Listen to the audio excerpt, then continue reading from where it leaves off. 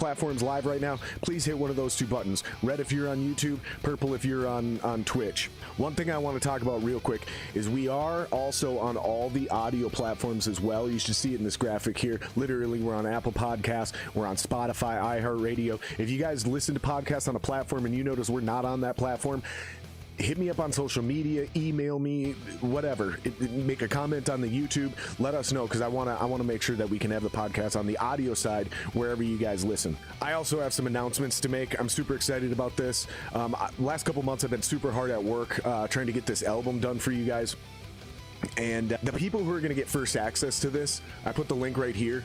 That's going to be the people in the Patreon. So make sure you guys are aware of that. Go to patreon.com/JaredSingerLive. You get first access to everything as we start doing some cooler and cooler shit this summer, as well as bonus content, discounts on merch and stuff like that as we start to roll all that kind of stuff out. So make sure you go there. That's where the biggest supporters. If you've already subscribed, if you've already done that and you want to step it up a notch, you can join for as low as $3 a month. It's not a lot of money, especially with inflation going up. I didn't raise my prices. Still $3 a month. And there's a couple other tiers in there too if you really want to go crazy. All right, we got some ad reads we got to make. Let's get this done. This episode of the podcast and every podcast we do here is sponsored by Tone Vault Audio and Media. Tone Vault Audio and Media was formed as a recording studio business by musicians in active gigging bands. Doing work over the years in multiple facilities as well as in a mobile fashion, simultaneously while playing in live gigging bands, the Tone Vault staff has developed the experience to know why quality, performance, and longevity of cables is important, as well as the demands needed for a great go-to top-of-the-line product for all your professional project needs, as well as live music application. We tried all kinds of cables, and of course we have our favorites. They, however, tend to have a price point that's not so favorable. So we decided to craft our own and make it a little bit more wallet friendly without sacrificing quality. We use these cables ourselves for our studio and music projects, and that includes me. My entire drum set is wired up with these, and we're currently in the process of rewiring the entire podcast studio. They offer a lifetime warranty with a 30-day, zero-risk, money-back guarantee. If you don't like them within that first month, just return them. After that 30 days, it's a lifetime warranty, just like any of the other big names. 24 karat gold contacts, 99% oxygen free. You know the deal. They're absolutely phenomenal. Extravaganza listeners can also use the code 15SINGER, that's 15SINGER, for an extra 15% off any purchase. So go to www.tone-vault.com/JSE and join the Tone Vault family today. This episode of the podcast is also sponsored by Marco V Cigars, the official cigar of the Jared Singer Extravaganza. In 1909, an Italian immigrant named Victor Vito landed on American soil. Despite only having pennies to his name, Victor smoked a cigar to honor his pursuit of opportunity and success. Starting with that first cigar, tradition was born. In the Vito family, cigars came to represent pride in accomplishments and optimism for the future, and they still do. More than a century later, Victor Vito's great-grandson Marco honors his heritage with Marco V Cigars. Marco and his team's commitment to quality, flavor, and construction have established the company as a premier boutique cigar brand. Every step in the Marco V cigar making process is shaped by a drive for perfection. Farmers in the Dominican Republic and Nicaragua tend to their crops by hand, and the planting, harvesting, and curing are carefully guided by Marco V's tobacco experts. Dedicated research and testing have resulted in a leaf that cures with a rich, complex flavor. Each blend is aged for years to enhance the tobacco's deep natural sweetness, and every bale is inspected 6 times before the cigars are rolled by hand, never put through a machine. Quality still comes from the hands of the artisans. After a final inspection, the cigars are packed and shipped around the world. Overseeing the entire supply chain guarantees that every Marco V cigar yields the perfect celebratory smoke. Victor Vito's 1909 cigar represented pride in himself and his achievements. More than a century later, Marco V honors Victor's legacy with the highest quality cigars on the market. Create your own tradition, salute your achievements and your successes with Marco V cigars. Exclusive for Jared Singer Extravaganza listeners, just for you guys, same deal, baby. Go to marcovcigars.com and use checkout code Extravaganza15 to get an extra 15% off of your order. You can order my personal favorite, which is their Palladium, or you can order what I'm smoking on right now, which is their Maduro House Blend. Extremely affordable to begin with, and y'all get another 15% off this motherfucker. This episode of the podcast is sponsored by Bud Ingram Lyle Photography. Bud is a photographer specializing in working with bands, both on stage and off stage. His goal is to catch those special images that reflect the dynamic nature of live music, catching badassery since 1886. He also does portrait work of all kinds, photographing solo models or groups in his studio or on location. And yes, you can afford him. Okay, does all of my work. Extremely great guy, very easy to work with, extremely professional. Go to www.bilphoto.com now and book your photo shoot today. Book's out about 60 to 90 days, so whenever you're listening to this, just make sure that you understand you can't book him for this weekend's gig, you guys. This episode of the podcast is also sponsored by Shooter Lube. Yeah, baby, we're back. Shooter Lube's back, baby. Two-stage cleaning system, military-grade cleaning solvent. The new technology has you cleaning your gun better than ever. Our solvent is designed to penetrate deep into the metal, cleaning carbon buildup in less time than other leading solvents. The extreme weapons oil, that's the second stage. Standard gun lubricants and CLPs are outdated and a thing of the past, you guys. With the new cutting-edge technology, we're creating a new level of protection and lubricant. Unlike other gun oils that just sit there on the surface, extreme weapons oil penetrates deep into the pores of the metal. It forms a bond on and in the metal that does not wipe off, wear off, melt, or evaporate with heavy use. There's free shipping on orders over $50 within the United States, and there's a 100% money-back guarantee on all items. So join the revolution by going to www.shooterlube.com and use promo code SINGER to save 15% at checkout today.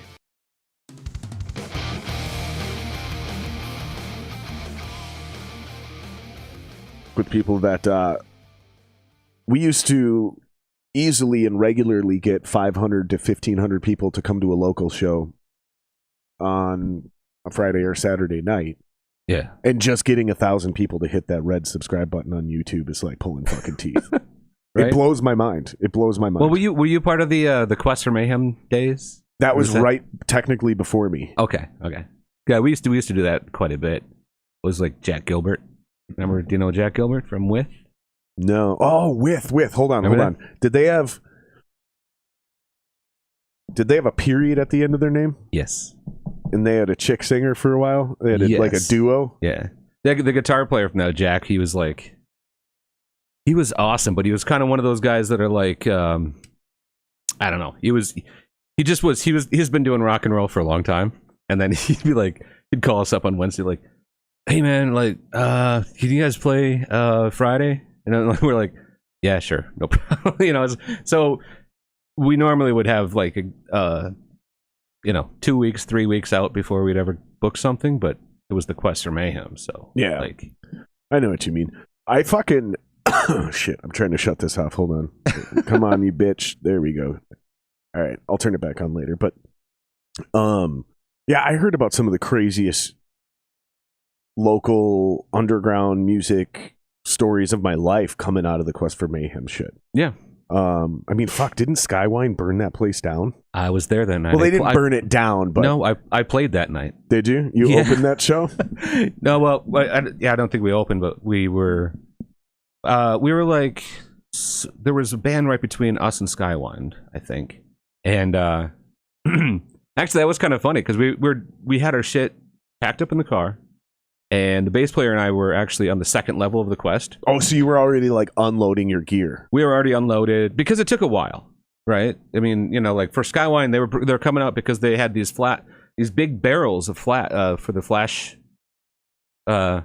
going up. Yeah, the flash pots going up, and so we were packed up, and the bass player Brian and I were just sitting, okay, so it's kind of a U shape, and then we're sitting right here looking right down at the stage. And we knew there was three different. There was Geffen. I can't remember. There's 3 different record companies there that were scouting Skywine. They're like, okay, do we want to sign these guys? And so we knew it was a big gig for them. We're sitting there, and all of a sudden, Skywine starts. It goes like this, and we're just I looked up. I'm like, holy shit, dude! The ceiling's on fire. And there was the pipes, because all the pipes were in those places that the entry or First Avenue, they're all black, but all you see is spider webs and shit. And it was kind of creeping towards us, and I'm like, I looked at Brian, I'm like, hey, I don't know what's in those pipes. Shit could blow up. So, do you want to go? Like, yeah, sure. So we got in the car and we just drove away. And I was like, I don't know. I got home, we unpacked, and like, as everybody's like, how'd the show go? Well, I don't know, it started on fire. But yeah, I think it was hard getting out because back then when they did this though, they routed everybody, so you went out 394. Oh, really? Yeah, so like they blocked off the whole downtown. So you'd go in a big circle and then you'd end up heading towards Hopkins. And I'm like, I'm fucking northeast. I don't want to go this direction, but that's one of those infamous venues that we lost because of crime, because of stabbings. Really? I've talked about this at length, right? Like, in order to run a good music venue that's profitable, it can stay afloat in this town, there's no way you could only do one genre of music. It's just not fucking possible. I think you would agree with that, wouldn't you? Yeah, I think so. I think the better ones do, yeah. But as soon as you start doing hip-hop shows, motherfuckers start getting stabbed or shot. And this is just a reality. Like, nobody gets stabbed or shot at rock shows or metal shows. It just doesn't happen. I haven't seen it. It doesn't fucking happen. That whole Quest for Mayhem thing, the worst thing that ever happened was it burnt down twice. Until they started doing hip-hop shows, because the music scene here for rock and metal and folk rock and everything not hip-hop, it's just not strong enough, and music venues can't survive. Yeah. But as soon as they open up to that, it's the same reason we don't have any fucking good nightclubs downtown anymore. We used to have a handful of them. Now we don't have any. And it's because motherfuckers were getting shot and stabbed. And after a while, you'll lose your liquor license. And once you lose your liquor license, you can't survive as a music venue. Yeah. It's one of those weird conundrums that nobody's figured out how to balance yet. Well, do you remember the Urban Wildlife Club? Yeah. Yeah. That one we didn't lose because of stabbings. That one wasn't stabbings. That was Ken. That was Ken's cocaine problem. Cocaine, yeah.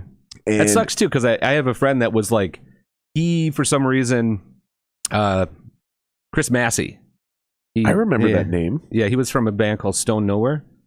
But he got some money that he could invest because he was doing some like real estate down in Southern California. Yeah. And he was like, hey, I want to buy the Urban Wildlife Club. And he goes, would you manage it for me? I'm like, yeah, sure.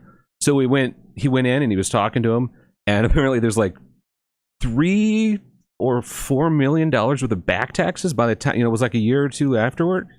And they're like, okay, so you have to first pay the back taxes. And he's like, well, I didn't own it, but like, I'll just buy it and I'll make it a thing. It's like, how many blocks? You can get that approved, but it is not easy to do. Yeah. So he was like, I don't know. He couldn't figure out how to get the building, and is it still sitting there? I think it's still sitting there. It got turned into something.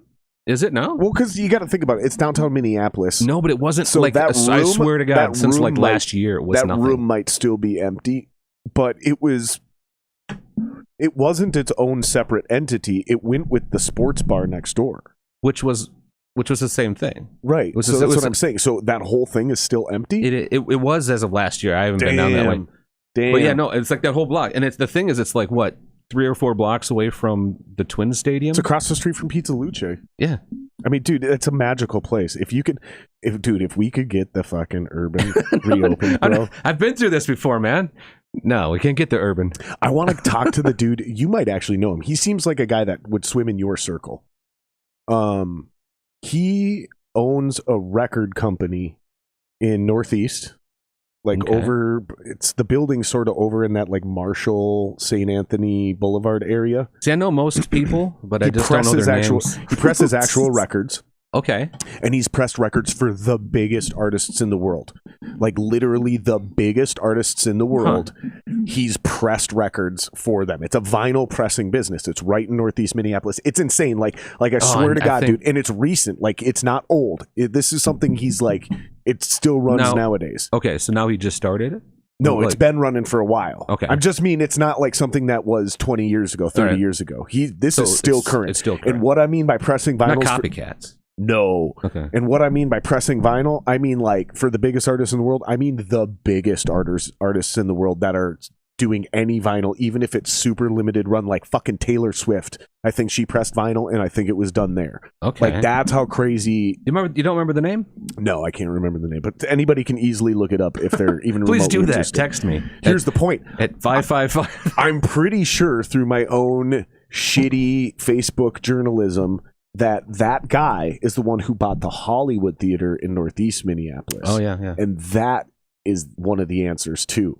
Like, I've been thinking about this That's for a while. That's right by my house. I was actually looking into buying that, too. I had a buddy who, for a while, was loaded.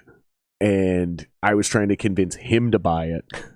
And he was one of these real estate gurus, right? Like, he really knew his shit. He made a lot of fucking money. And he was like, we're going to do it, but I'm going to get the city to give it to me. And I was like, what? You're insane. And he's like, no. This is going to fall under one of those fucking development plans where they're going to give me the property, and then they're going to give me either low interest or interest-free loans to renovate. They got some grants too, didn't they? Yeah, and there was a bunch of shit involved with that. Dude, I ended up looking into that shit after he died, because that's what happened. He died. Right? Oh, because that's like, exactly how it worked. Literally, I mean... No one had to buy that building. Not to help me, but that's my neighborhood, really. Yeah, and me too. I literally grew up a block from there, 2 blocks from there. But they literally, that was the plan is, we'll give this building to somebody. You just have to prove you have a business plan that'll work. Yeah. So, because it's a public thing, there was like lists of different proposals that have been approved and denied. And they fell through for different reasons, most of them funding on the back end. Right. And so the city of Minneapolis kept like putting more on the table, because they didn't want that beautiful building to fall apart. Dude, and music venue needs to be in there. This guy bought it. They do shit there now. I see things every once in a while, but it's not like really... legit. You know what I mean? It's not like really there. We got to turn that place into a dope ass music venue. But I think one of the things we have to do is across the street, we got to make a parking ramp, like a 2 or 3 level parking ramp. Nothing big, nothing ugly. Well, you could talk to, see, names are not good. Remember Rift magazine? Rich Horton?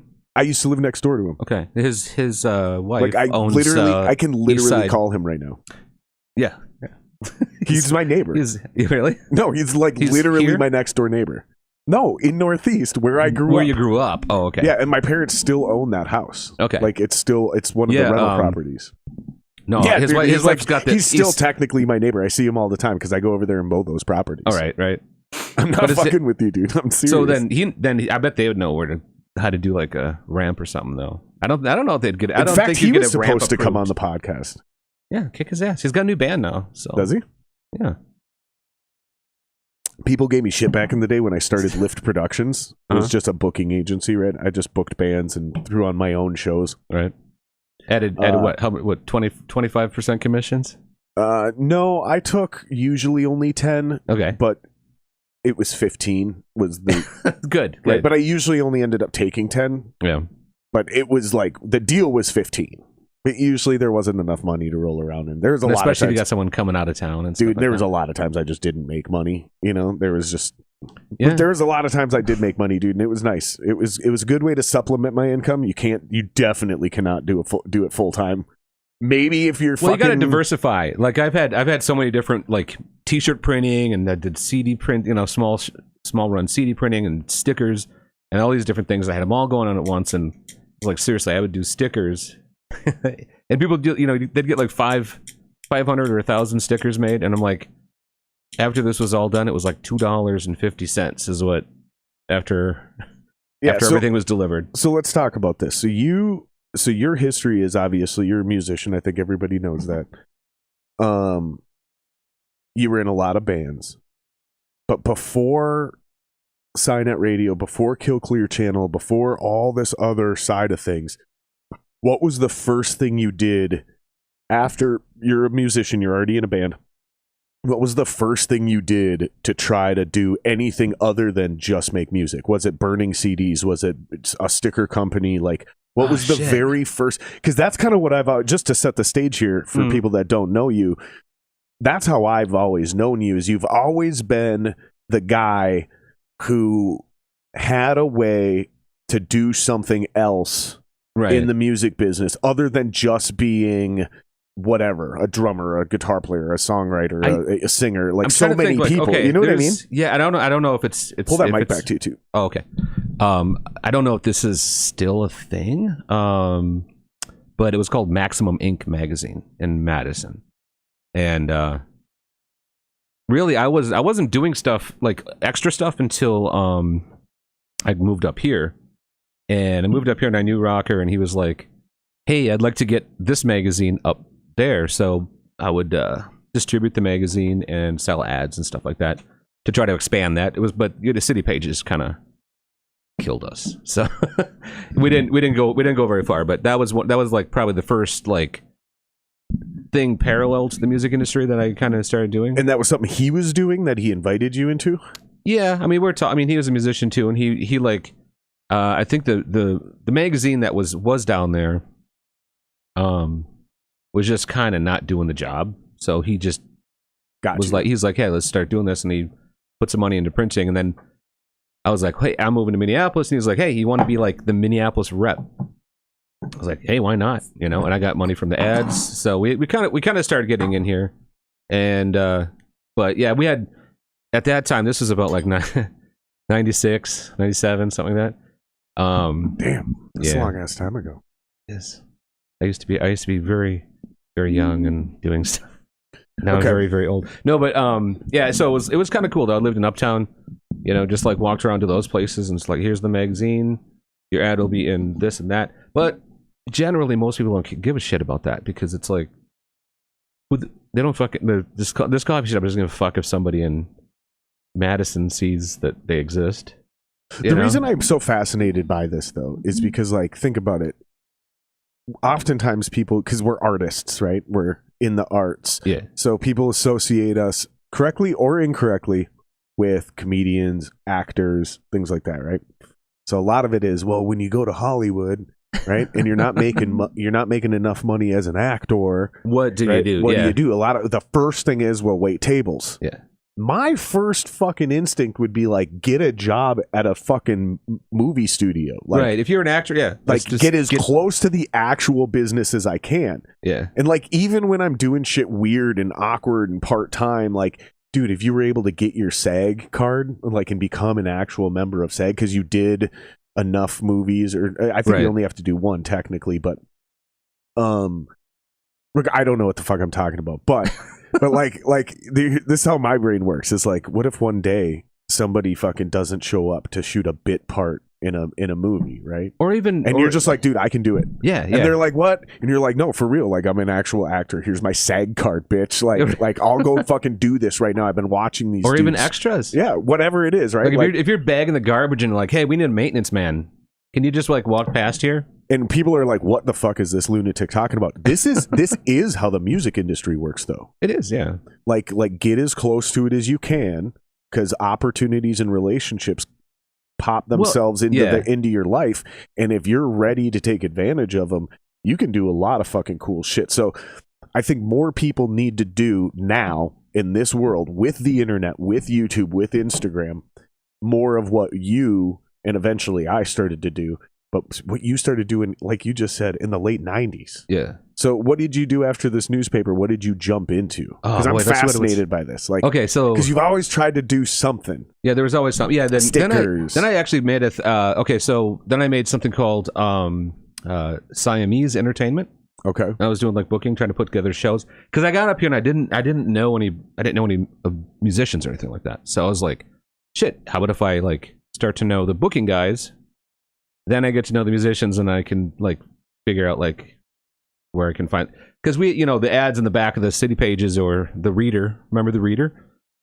No, I don't, but I know what you're talking about. That was up until like 2002, I think. The Reader. I mean, I barely can read, so okay. But yeah, no, there was like always ads in the back of those things, but a lot of weird people, and like you never could catch like a glimpse of like who you'd actually like to jam with. So I was like, I started booking. It was a Siamese Entertainment, and just put together shows, just random shows, like you said with your thing, and kind of ran with that. And eventually, I just like, for the band stuff though, I just like imported my old band from college. and then we found a singer. But so it didn't really help. But Well, and where I'm trying to go with this is like I remember my first really getting to know you wasn't through musicscene.org or Area 52. Oh, musicscene.org. It was I needed CDs to be burned. Oh, that's right. Yeah. And you were doing CD burning, and you had like real ink, good quality ink being printed directly on the CDs. Yeah, it was they like were still burn. shiny. Yeah. They were still shiny, but it wasn't like just shitty. I don't know how to explain it, man. Like, the printer was like, what is it? I can't remember. It was at a different level than like what everyone else was doing. $1,500 thing that you put them in and you duplicate them, and then there was this printer that, yeah, can you imagine that? Like nobody wants CDs anymore. But yeah, I spent like $1,500 on this like duplicator, so I could do like 4. I think it was like 4 or 6 at a time. And then there was like this printer. There was 1 at a time. And God, what did I charge? I think I only charged like 50 cents per disc or something like that. I think it was more than that. I think it was like $1, but per disc. I think that's at least my perception of it, which doesn't really matter because we were selling them at like $3 or $5. Yeah, no, bucks. I mean, it's not like remember it was a problem. I remember I had looked at CD makers, or what was it? What is the big one that everybody was using at the time? I don't remember. Disc makers. I don't remember, but I remember everything was unreasonable, and you were the only one. That's the thing, is like I don't know if you just saw on Facebook. I don't post there very often, but I got hacked, and then I had to start explaining to people that I don't use this. Sorry, and I'm sorry. It was probably all your Nazi posts. Yeah, don't say that. Definitely not Nazi, but Are you sure? Yeah. So like I was cleaning out the house. Why do you feel the need to be like definitely not not a Nazi? Like the fact that you stand back and stand by. You should just be able to just be yourself, dude. No, but I was Definitely, cleaning out the I'm house. definitely not a Nazi, guys. In the back of a closet, I found about 500 of our first disc. That we got through disc makers, because we got the first 1,000, and then first 500, and we blew through them, and then there was actually a place here where I got another 1,000. Sure. And we're like, okay, well we sold 500 in like less than a month, so we're like, shit, we'll just get 1,000. And then you didn't sell any. Then it took like 20 years to sell the other 500 because there's still 500, and I just threw them in a big dumpster and took a big picture, and everybody's like, why are you doing that? I want one. And I'm like, fuck, I had it. I've had it for 20 years. And not even band members. I'm like, hey, you want a box of these things? 100 discs? Nah. Nobody wanted it. So I'm like, fine. Yeah, nobody wants it until it's gone. Yeah. This is classic marketing 101. Nobody wants it until it's gone. It's the fear of missing out. I did save 50. So maybe we'll start bidding. It's FOMO. Right? There we go. It's the fear of missing out. And that's honestly like now it's even harder to think about manufacturing or reproducing media like this because there's even less people interested in it than before. So now you're doing it as novelty, and you're definitely overcharging for it now because of the limited run. So now you want to print CDs, vinyl records, like most local bands especially. Even let's just scale back the numbers because we'll get into this here in a minute. But like the old school numbers when we were regularly drawing like 500 to 1,500 people, right? Right. But this is the Quest Days, but and that's First Avenue. Yeah, and let's pretend those bands are all right now. Okay. In this world. Here. Okay. In this world. So the streaming, the Spotify's, you see what I'm saying? Yeah, right. They're not back 20 years ago. They're now. Even those bands should still probably only print at most 50 vinyls, 50 CDs, 50 cassette tapes. And did you know, because it's such a novelty that you're way overcharging for to begin with. Because you got to look at how many people are into your shit, and then how many of them are like real fans versus supporters, right? And those are two very different things. Yeah. And then how many of those are willing to spend money at all, just at all, period. And then because we live in a world where it's like a monthly streaming service, I'm guilty of this too. And then ones that are actually willing to like really spend money because they're actually true fans. But then now it's almost like pity though. Buying a CD, they're like, yeah, I'm just going to try to support the band because nobody fucking listens to it. That's what they're not going to be like, oh, you know what? I'm going to sit down and put this compact disc in and listen to that while I drink some cognac. You know, like they don't fucking nobody's listening to a disc. They're like, oh, they're on Spotify. Cool, bam, put them on my list, and I'll listen to them later. That's how it works. But I mean, even back when CDs were really big, and I'm gonna have to shoot out the numbers, but I can't remember exactly. It was something in the area of if you sold 1,000 discs compared to how many releases that were made in any given year. If you sold 1,000 in a year, you were like in the top 5% of all CD sales. That's insane. Because of the amount of, and this was back then. Yeah, back then, because that's when I started. That's why I started doing the small run, because I'm like, listen, you don't need that. Right. Nobody needs this, and nobody even really. I mean, like. The thing is, you can go ahead and get some cool printing done and buy your own cases and shit and do that. But like, just make like 50 of them. Make 100. You know what fucks shit up for a lot of us is we would play. I never got to do this, but bands would go down to Iowa and they'd play those Shatterbone shows. Yeah. And they'd sell like 400 T-shirts in a night. Well, yeah. And then they'd think like, oh, we're making it. Something changed tonight for us. It's like, no. You went to that town.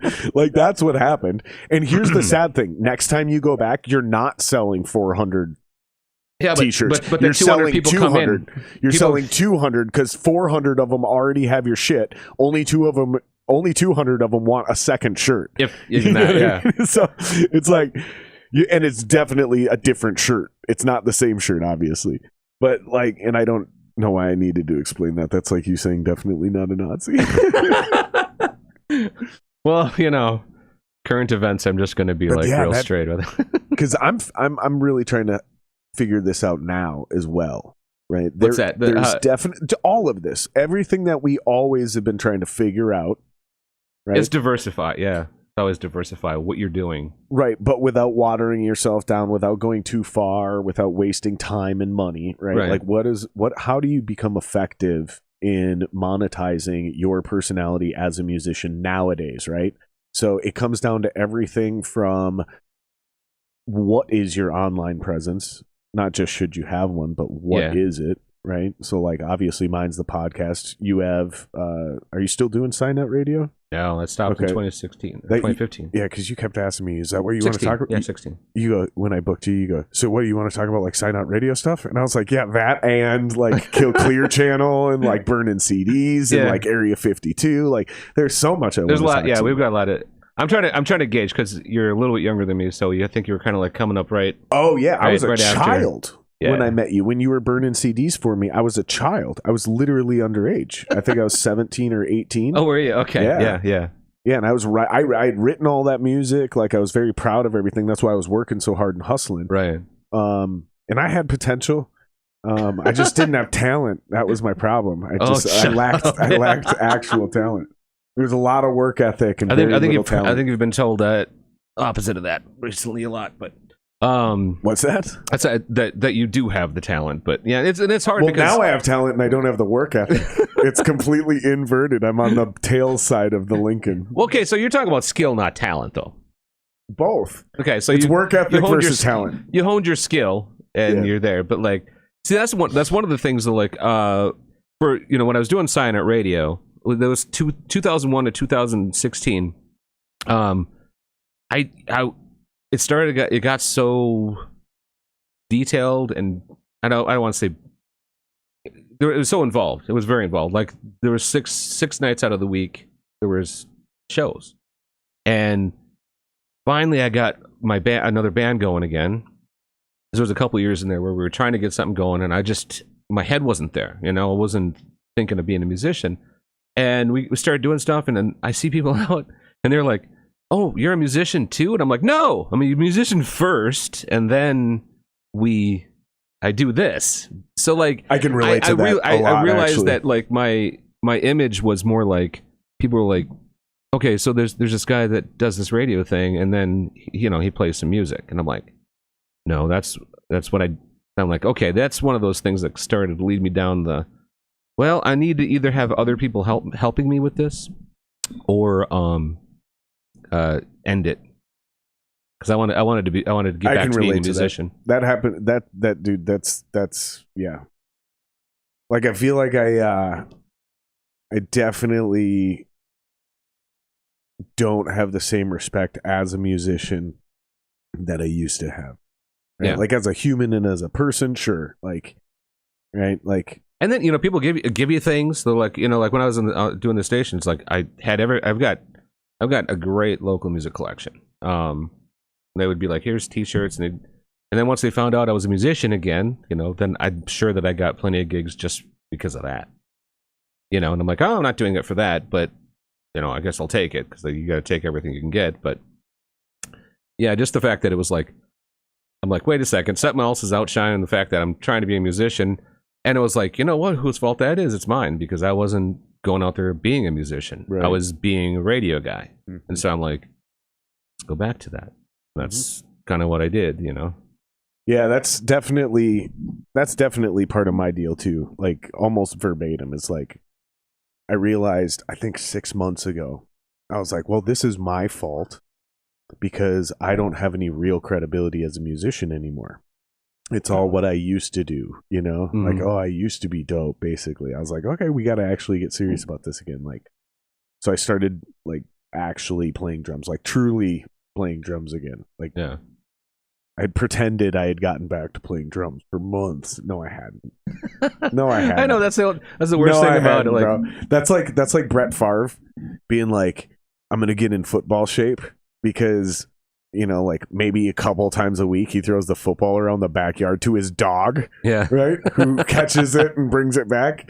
That's not getting in football shape, man. No. Like getting ready to play quarterback is getting ready to play quarterback, and that's a deal. And that's what it's like when you're getting ready to play drums. It's not just. It's songwriting too. It's an exercise. I mean, it is not. Doing that's it. what I'm getting at. It is not just an intellectual, artistic pursuit. It is a physical deal. And when the type of drummer I am, I'm very into it, right? So when you first come back, I'm wasting a lot of energy and making a lot of unnecessary movements. Yeah. Versus now, where it's fucking, you know what I mean? But the volume is the same. The volume is the same. Like I'm still hitting the drums as hard, but it's all here in the wrists now. You know who's the craziest at that? So I was working at Guitar Center, and Prince's drummer, Mike. No, the big black guy. Michael Bland. Michael Bland. Yes, thank you. I'm sorry, Michael. I'm not buddies, but like we actually ended up talking when I was doing this radio station. But the first time I met him, it was the Edina Guitar Center, which doesn't exist anymore again. Like I feel like a relic now. I feel like everything I'm talking about is gone. I worked there. I was the department manager. Oh, really? Okay. I helped open that store. It was in '98. That store opened it. Yeah, I was there. Just helping, like, before it was open. So 2012-ish? That's when you were there? Okay. 2012-ish, give or take a year or two. I was the department manager. Guitars? In that store. Or drums? Yeah, guitars. But anyway, like, they were like, hey, can you set up this drum kit, Michael? Because he was doing a clinic. Michael Bland was doing a clinic. And I was like, okay, fine. And he comes in. I didn't know who he was at all. But he's a very large gentleman, and he walked in, and I was like, "Hi, how you doing?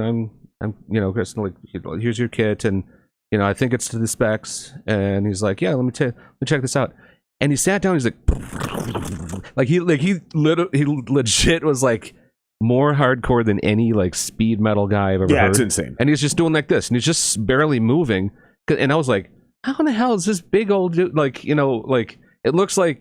I don't know. It just blew my mind because I'm like, he's just barely moving, but he's like playing Cannibal Corpse. Yeah, and there's something. Levels to it too, right? There's levels to it. Like as a drummer, when you first get in, like you're really animated and everything. And honestly, it's just a lot of wasted energy that tuckers you out, and it fucking makes you sloppy. And and you start missing. Yeah, and then you go like this, and you're just a little bit off. Yeah, there's just exactly right. You're moving cymbals too much, so now you can't hit the cymbal precisely and consistently. There's so many things. And it took me a few months of taking the drum seriously again, and all this shit just came flooding back, right? And we tracked a few songs. We're actually doing the demo. We're getting. And when you say we, do you have a name yet? So it's either going to be Rivalry or The Rivalry. What do you think it should be? Rivalry or The Rivalry? Because I'm a sucker for a band with the in front of it. But I'm actually kind of going with you on that one a little bit, because I feel like if you just go Rivalry, I think that like here's my marketing hitting me, is I'm going like, I think you wouldn't get as much stuff. It'd be easier to get hits with the in front of it. Rivalry to me sounds like it could be like. It just sounds like, well, okay, so that sounds like, yeah, like it's just like a dispute. You're just like, huh? They're just The Rivalry is like, that's a band.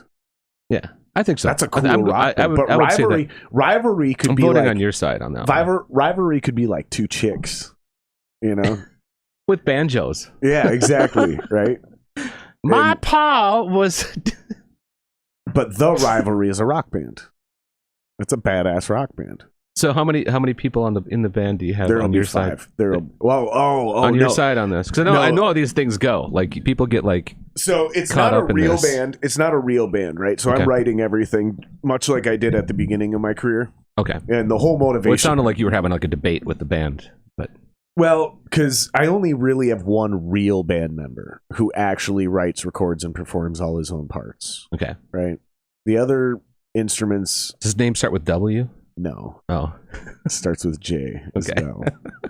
His name's Jeremy. He's fantastic. I'll play you a song. Before you get out of here. It's a good song. It's very, very catchy. In fact, you didn't send me any music, so I got it on a thing, but I figured we were sitting here talking. I was like, fuck. It's all too good. late. It's all good. It's all good. I'll play it for you later when we got to take a piss break. Yeah. We'll play it at an interlude change. But no, it's a catchy tune, and we got 5 or 6 more just like it. Like, not just like it, but I mean catchy as well. We got some cookie cutter shit that I'm going to blow your fucking brains apart. I'm going to rewrite the same song 7 times. No, they're catchy though. Like, all the tunes are cool. They're unique. We're doing our own thing. We definitely don't sound like anybody else, and that's all that really matters. But since it's not a real band, it's more of a project. Yeah. All bands are projects, though. They should be. It's just when you're writing everything yourself and then trying to get other musicians to be a part of it, it is painstaking. That's why I've looked at people like it's Mark painstaking. Maltman. Mark Maltman came out. He was always just him, and I don't know. I probably should have ever asked him with this. Whenever I'm willing to give up the control. Yeah, it was just, this was the idea. It's simple. It's simple. I don't want people to think I'm a fucking maniacal freak. No, listen. He wants all the power. Here's what it was. It was like, I wasn't in a group. I wasn't doing a thing. And then I was like, all right, so here's the deal. I need to build something that's my own thing, right? So I have a constant, steady deal that's my deal. Did you have a vision on what you wanted to sound like? Yeah, sort of, right? It's like Misery Signals meets Coheed and Cambria. That's what I said. I'm interviewing you now. Yep, I put it right together. Boom. Misery Signals, Coheed and Cambria. Boom. That's the idea. And it made sense in my head based on the riffs I was writing, right? I'm like, okay. And this was the other thing. I was like, dude, I've never played guitar on stage. I've fucking sung on stage. I played drums on stage, and those aren't even my main instruments. Like, those were both defaults. Like, I became the singer because we couldn't find anybody else, and I randomly started a rock band because I was like, I want to play drums. Like, what the fuck? And I was like, but I've never played guitar on stage. But you didn't want to play guitar on stage, or it's like not that in a I didn't rock want band. to. It's not that I didn't want to. Or it's just that there's a dime a dozen. It just didn't ever work out. There was just, you know what I mean? I became a singer by default. Well, yeah, me too. And it was just like, because we couldn't find a singer. That's how I became the lead singer of pretty much everything, is they couldn't find a guy, and I was just the least shitty one that came along. They were like, fine, we'll use it. We'll take him. That's kind of how I became the singer. I was like, my, Slighted broke up, and I was just like, I don't know. I've seen so many bands that I as long as I'm not the worst one. Exactly. I mean, and there's some pretty bad vocalists out there. I'm like, as long as I'm not the worst one, then I might as well do it. I might as well wreck my song just as well as anybody else can wreck the tune, Shout out to Arbor. I don't know how to pronounce that last name. Shout out to Arbor. Tree? Let's see if you can pronounce this. No, it's not Tree. It's Cleopacu? I don't Cleopac? fucking know. I don't even know how to pronounce that last name. It's Q. It starts with a Q. It's Q. Hi, Q. You know that person? No. Oh. Nobody knows Q, man. Arbor Q. Arbor Q. No, I'm sorry. You know what? That's bad. I don't want to like. Arbor They're Q. probably not Q. That's Arbor Q. Say definitely. I'm not a Nazi. Shout out. Shout out to Arbor. Chris is definitely not a Nazi. Definitely not. And I'm not Q either. He's said it and reaffirmed it many times. Many times. But politically, the Q thing is awesome, isn't it? Because when this Q thing came out, I was always going like, I'm a Trekkie, you know, like I'm like, they're going with Q, this omnipotent being on Star Trek, you know, and I'm like, now they call themselves Q, and they don't know who he is, and I'm like, maybe it's really the real Q, maybe actually Star Wars is happening. Like, you mean Star Trek? Star Trek, yeah. Sorry, Star Trek. You lost all credibility, bro. You lost all credibility. In Star Trek is really happening, right? Like that. This is just actually a documentary, right? And Q is really a thing. Yeah. I mean, I would have bought it. It's as good as up your Star. Oh, I know. Wars. I was just thinking of Wookiees. Which again, Star Wars. That's not Star Trek. No, I know. I'm just Wookiees just came in my head, and then I said Star Wars because Wookiees are awesome.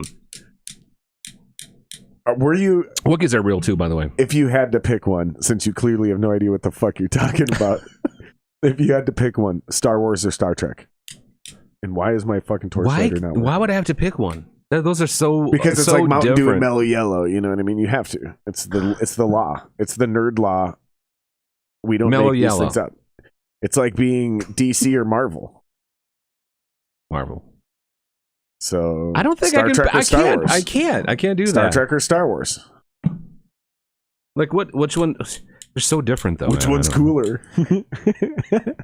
Which one's cooler? I picked that one. I think I might go with Star Trek then. Honestly, I mean, like all of it's kind of, I don't know.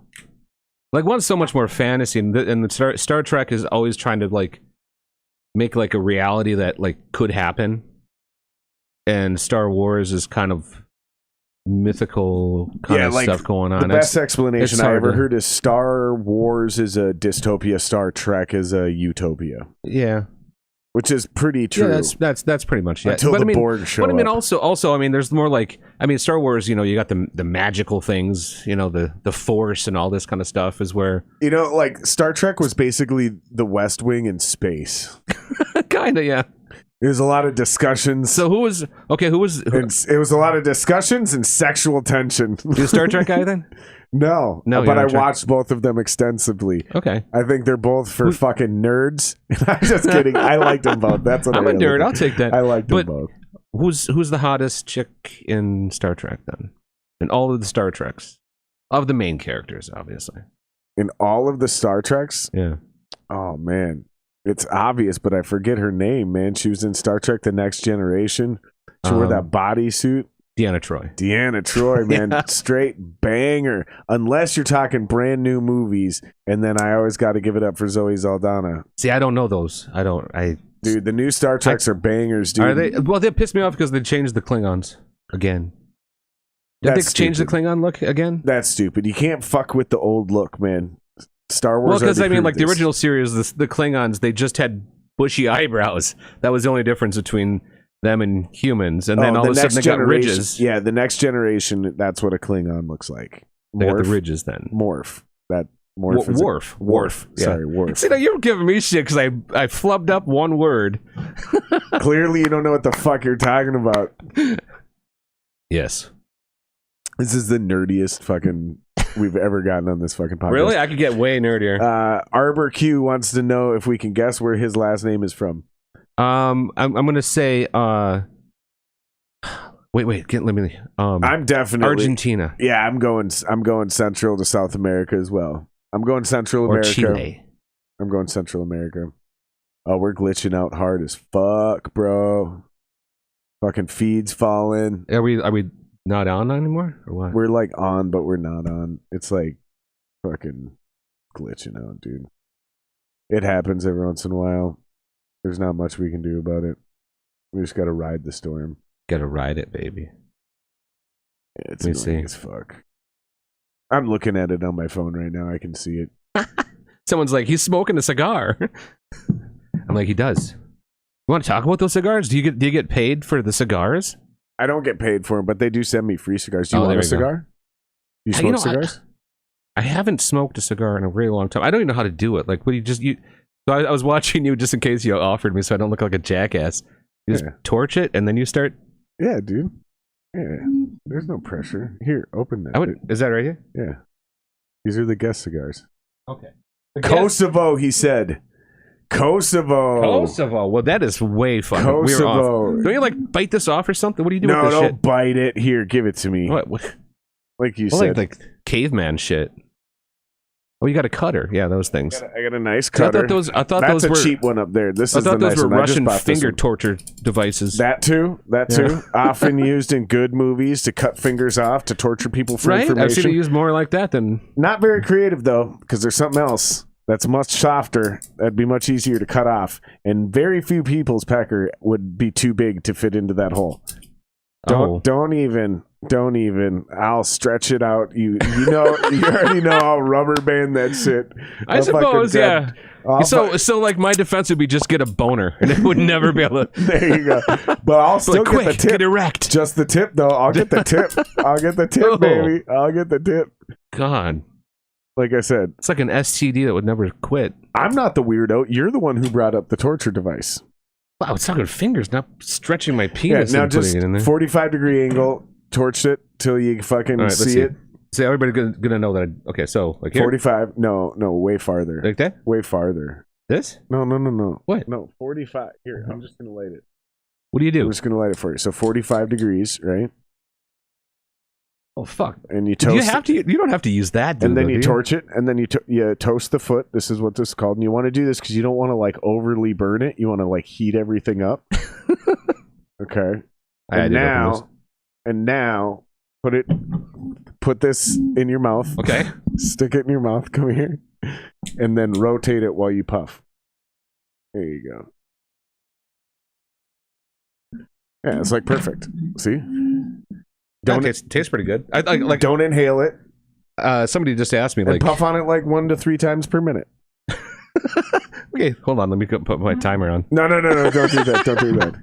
Just if you overly puff it, you'll hotbox it and you'll ruin it. If you under puff it, it'll keep going out, and then if you keep having to relight it, it'll ruin it. So it's like the only trick to smoking cigars is just to literally only take 1 puff to 3 puffs a minute.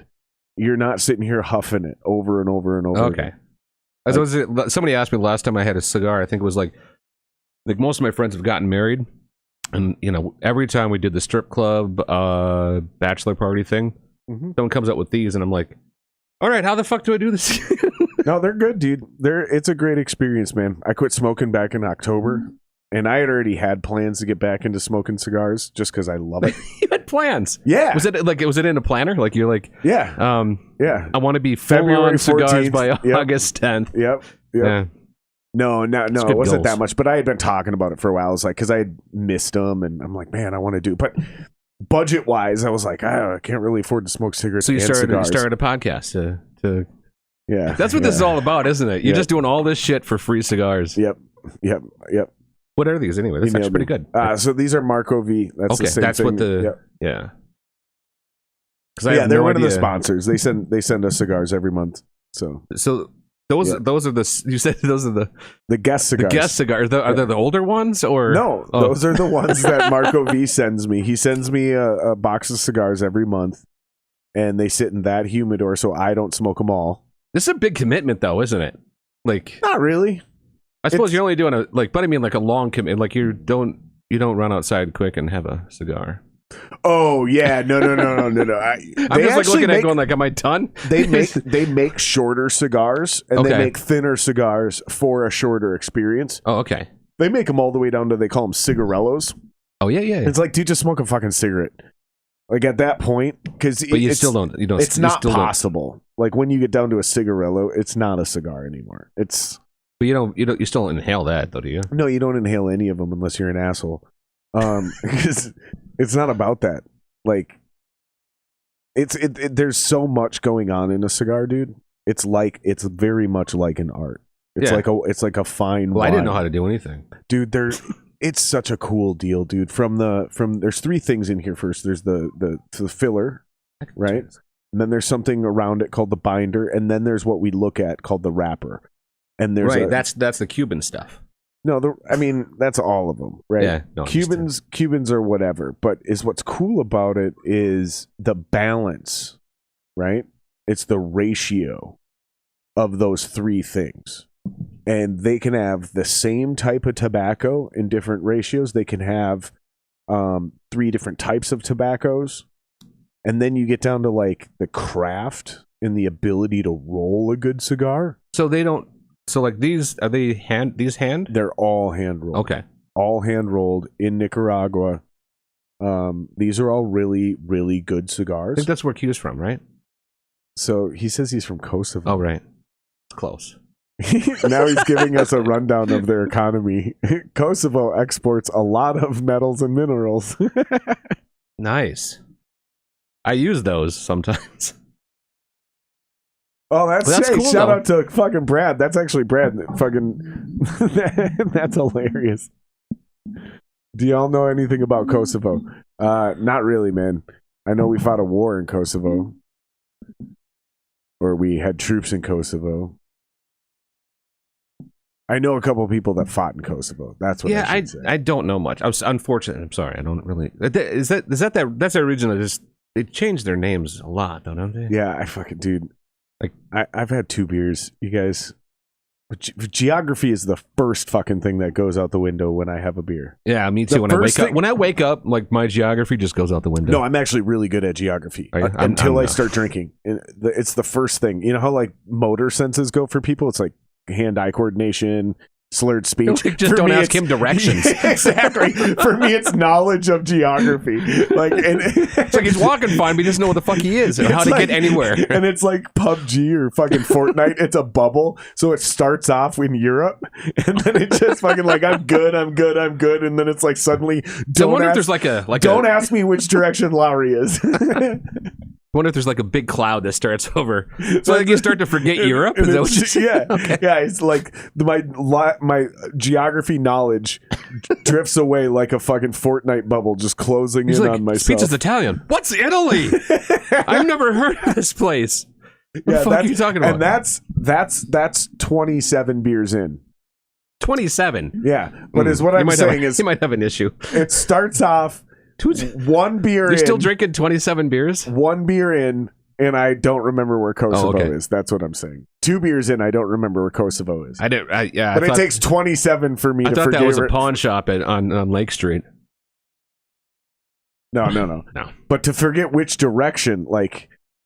Oh, you can just let it sit there. That's cool. Hold on. Like right now, I still know that way's north. Okay, so... Italy's that way. I'll get you to Italy, bro. Yeah, it's that way. This way. Well, actually, no, you're probably right.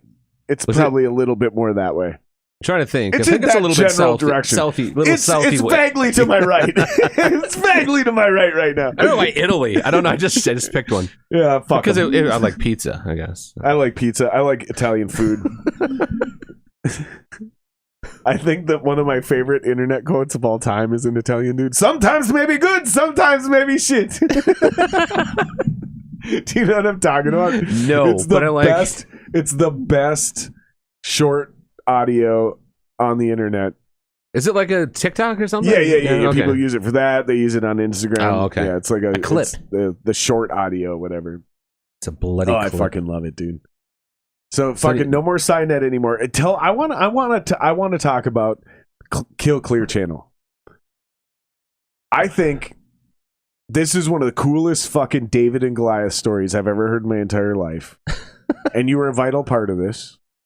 Well, yeah, with so Kent from Candy Store actually came up with the whole Kill Clear Channel. Okay, hold on. I don't want to cut you off, but I gotta piss.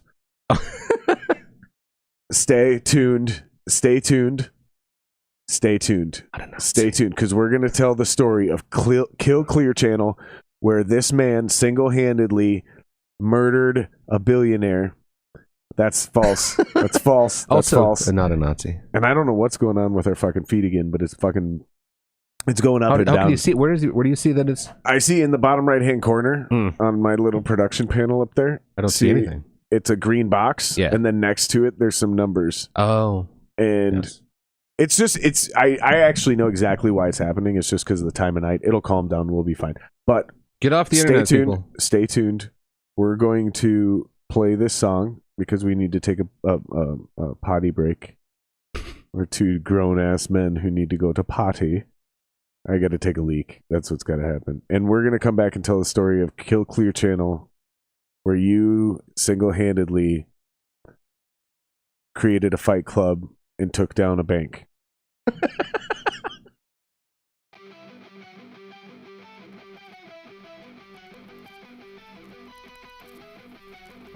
Revolution without dancing is a revolution not worth having.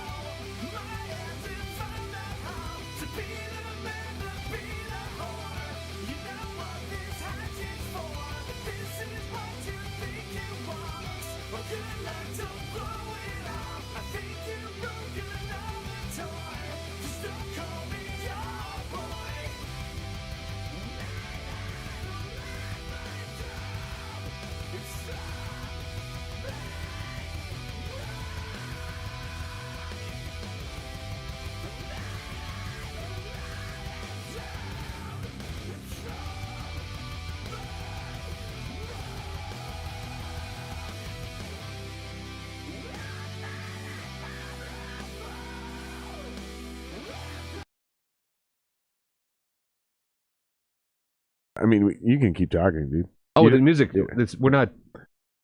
Was the song over? Pretty much. Okay. I mean, it was gonna go on. It was gonna drivel on for a few more seconds, but that song sucks anyways. It seemed to kind of just stop. So wait, Yeah, I stopped it because I'm sick of hearing it. I mean, fuck it. We took our leak. I took it. I did not yet. I'm gonna just see how long I can last. I gotta clean up these fucking 12 packs. I store up these 12 packs over here like fucking, like I'm gonna build a fort. You know, it's funny that they did a blueberry. Dude, grain this belt? shit's good. Have you had any of this? I you ever have. had this? I have because I was so curious because I used to tell people This shit's fucking delicious, man. like the straight up grain belt. Like this, I'll give these motherfuckers some free advertising. That's how good this shit is. just the standard grain belt. Thing is, if you take a drink of grain belt and you just breathe out through your nose, it always tasted like blueberries to me. And people were like, "You're nuts!" And then they made a blueberry one. I'm just saying. I think I was onto something. For some reason, like just regular grain belt, just the straight up grain belt. Take a drink of it, and then blow out, like breathe out through your nose. It'll taste like blueberries. Well, that doesn't work because that's a blueberry lager. Of course, that one does. I don't taste it. I don't taste the blueberries. In the blueberry lager, that's pretty. I'm kidding, dude. That's pretty sad. A Wookiee would. No, this honestly is barely beer at all. It has carbonation in it, so therefore it's similar to beer, but it honestly tastes more like almost like one of those fucking ciders. Okay, like a mash. No, like a fucking literal, like a hard cider. Okay. You know, it just doesn't have that apple-y sweetness to it. It has a blueberry sweetness to it, but it doesn't taste or seem like beer. But it's fucking good, man. And it's fucking summertime, and I spent a lot of time outside this time of year. See, I don't know who Third Street Brew House is, but these are okay. Those are these actually pretty good. Very, very, very good. Okay. Yeah. I mean, it's not like you're not going to go like, wow, this is a fucking great beer. No, that's a very beer. drinkable beer. Yeah. That's also the last one of those. So if you want another one, you'll have to switch to the be blueberry. I think I actually no, or you can try one of joke them, about that. or you can try the Natter Days. No, I'd have to do the blueberry. You have gotta enough try blueberries? the Natter Day. You gotta try the Natter Day, bro. You haven't even had a Natter Day. Well, okay. So there was an internet friend that he used to live in Boston, then he moved back to Minneapolis, Minnesota, Twin Cities. And so we met at the. Hold on, we got to tell a Kill Clear Channel story. Oh, that's right. Yeah, we're going back. All right, so tell people how you killed Donald Trump's father. I just waited it out. The guy was so old; he was just ready to go. No, but for real, you started a campaign to kill. First, tell people why. What was the problem with Clear Channel? Well, the biggest problem with Clear Channel is that they give this illusion of like choice. Like it looked like we had different radio stations and different opinions going on when really all of it was just, and it still is kind of, I don't know about Clear Channel anymore because I've left that business and I don't know if I care about radio being taken over anymore, but it was like they all this, you'd have the right wing stations and you had the left wing stations and they would just kind of create discord between everybody. They would rile things up, and it was great because it's almost like we can go back to the nerdy shit and Palpatine from Star Wars or Star Trek. I mean, of course, with the Wookiees and Captain Picard, and there goes all the viewers. No, but like the biggest problem was that they kind of created this imagery of the idea that you have some choice, and really it was all one big umbrella, so that's kind of that was what the biggest thing was that we wanted to try to like let everybody know, like, hey, listen, the same person's talking in both ears, man. Sure. You know what I mean? It was just like and we were all being fed the same music. We were all being fed, for example, like one of the things that's kind of like sidetrack of this, but radio stations were involved and Clear Channel was very involved in this kind of thing. When an album comes out and they go like, oh, it comes out and it came out as number one, right? It didn't. That when it's the first week as a number one record sale, that means that all the stores bought it. Not one of them has been sold to a customer yet. Oh, I see what you're saying. because they were like a week behind. Because you got to go like this and tally it up. So all the record stores or CD stores, which I don't even know if they exist anymore. Are there CD stores out there? Do people sell CDs in like stores? I'm sure they do. I I'm know. sure they have to, right? But like To some extent. But that's the kind of thing that it was like everybody's being fed the shit. They're being fed the news. They're being fed the music. You don't even realize that you like something until you've heard it about 3 or 4 times on average. And Clear Channel is just working it up and just, playing on that station, that station, that station. And it feels like it's coming from everywhere, but it's only coming from one place. Yeah, and I also know that they did this thing, and they still actually own most of the billboards. But they went and they bought up all the billboards. Yeah. And then weren't they directly connected with like Live Nation or somebody? Because basically, I don't know about that one, but yeah. Here's what I remember from me putting the whole thing together, and correct me where I'm wrong or whatever, Or if I remember correctly. or if you don't know, you don't know. But I remember, like, because they were part of the radio station, they got in with the radio station business. They got involved in the concert business, and then they got involved in the billboard business to promote their concerts. So you couldn't book a show and promote it on a billboard without in some way, shape, or form going through Clear Right. Channel.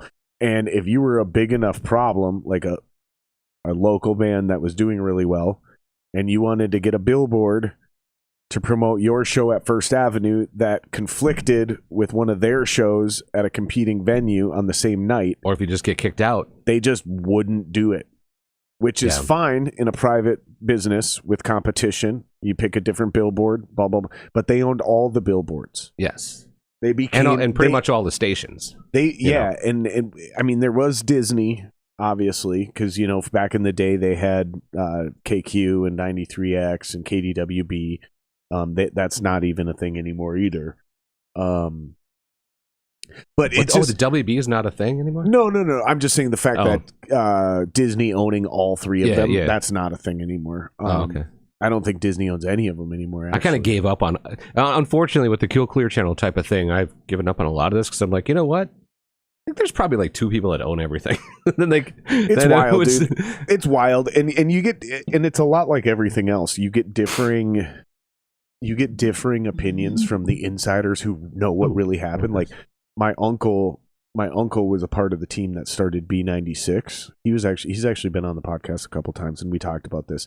So he was with the Pole Lads and Prince and another group of people, and they all started B96 together, right? My uncle was part of that team. And even that group has differing opinions on what went down. Yeah. You know what I mean? So it's like, trust me, the papers don't have it right. Well, do you remember what was it? But it's just hard to decipher the bullshit. Rev 105? I don't remember. Yeah, I remember the station. I don't remember. That's when I first moved here, was Rev 105, and somehow they had such great DJs and great like they had real DJs, right? Mm-hmm. Like they knew how to go from. What does it mean to be a great DJ? Well, as far as like that type of thing, like playing just music, this is what I used to tell people when they were like, oh, they were going to be on the station. It's like what happens is you want to be able to have some sort of the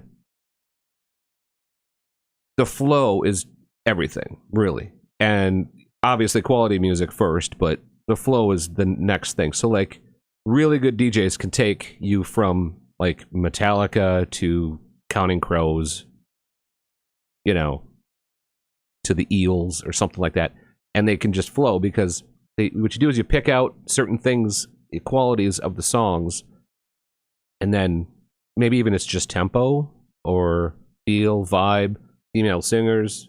You've got a female singer here that's a country thing, and then a rock thing. Their voices are similar. You can kind of go like this, and it flows.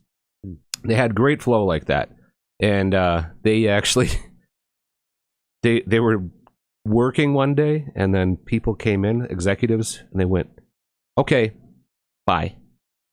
Until the DJs were just gone, and they just said, "No, now it's something." I don't remember what they changed it into, but They went into corporate. I think it was a Clear Channel thing, and they were just getting ready to go into the next. They're like, the next show is up. And it was like, no, you're not.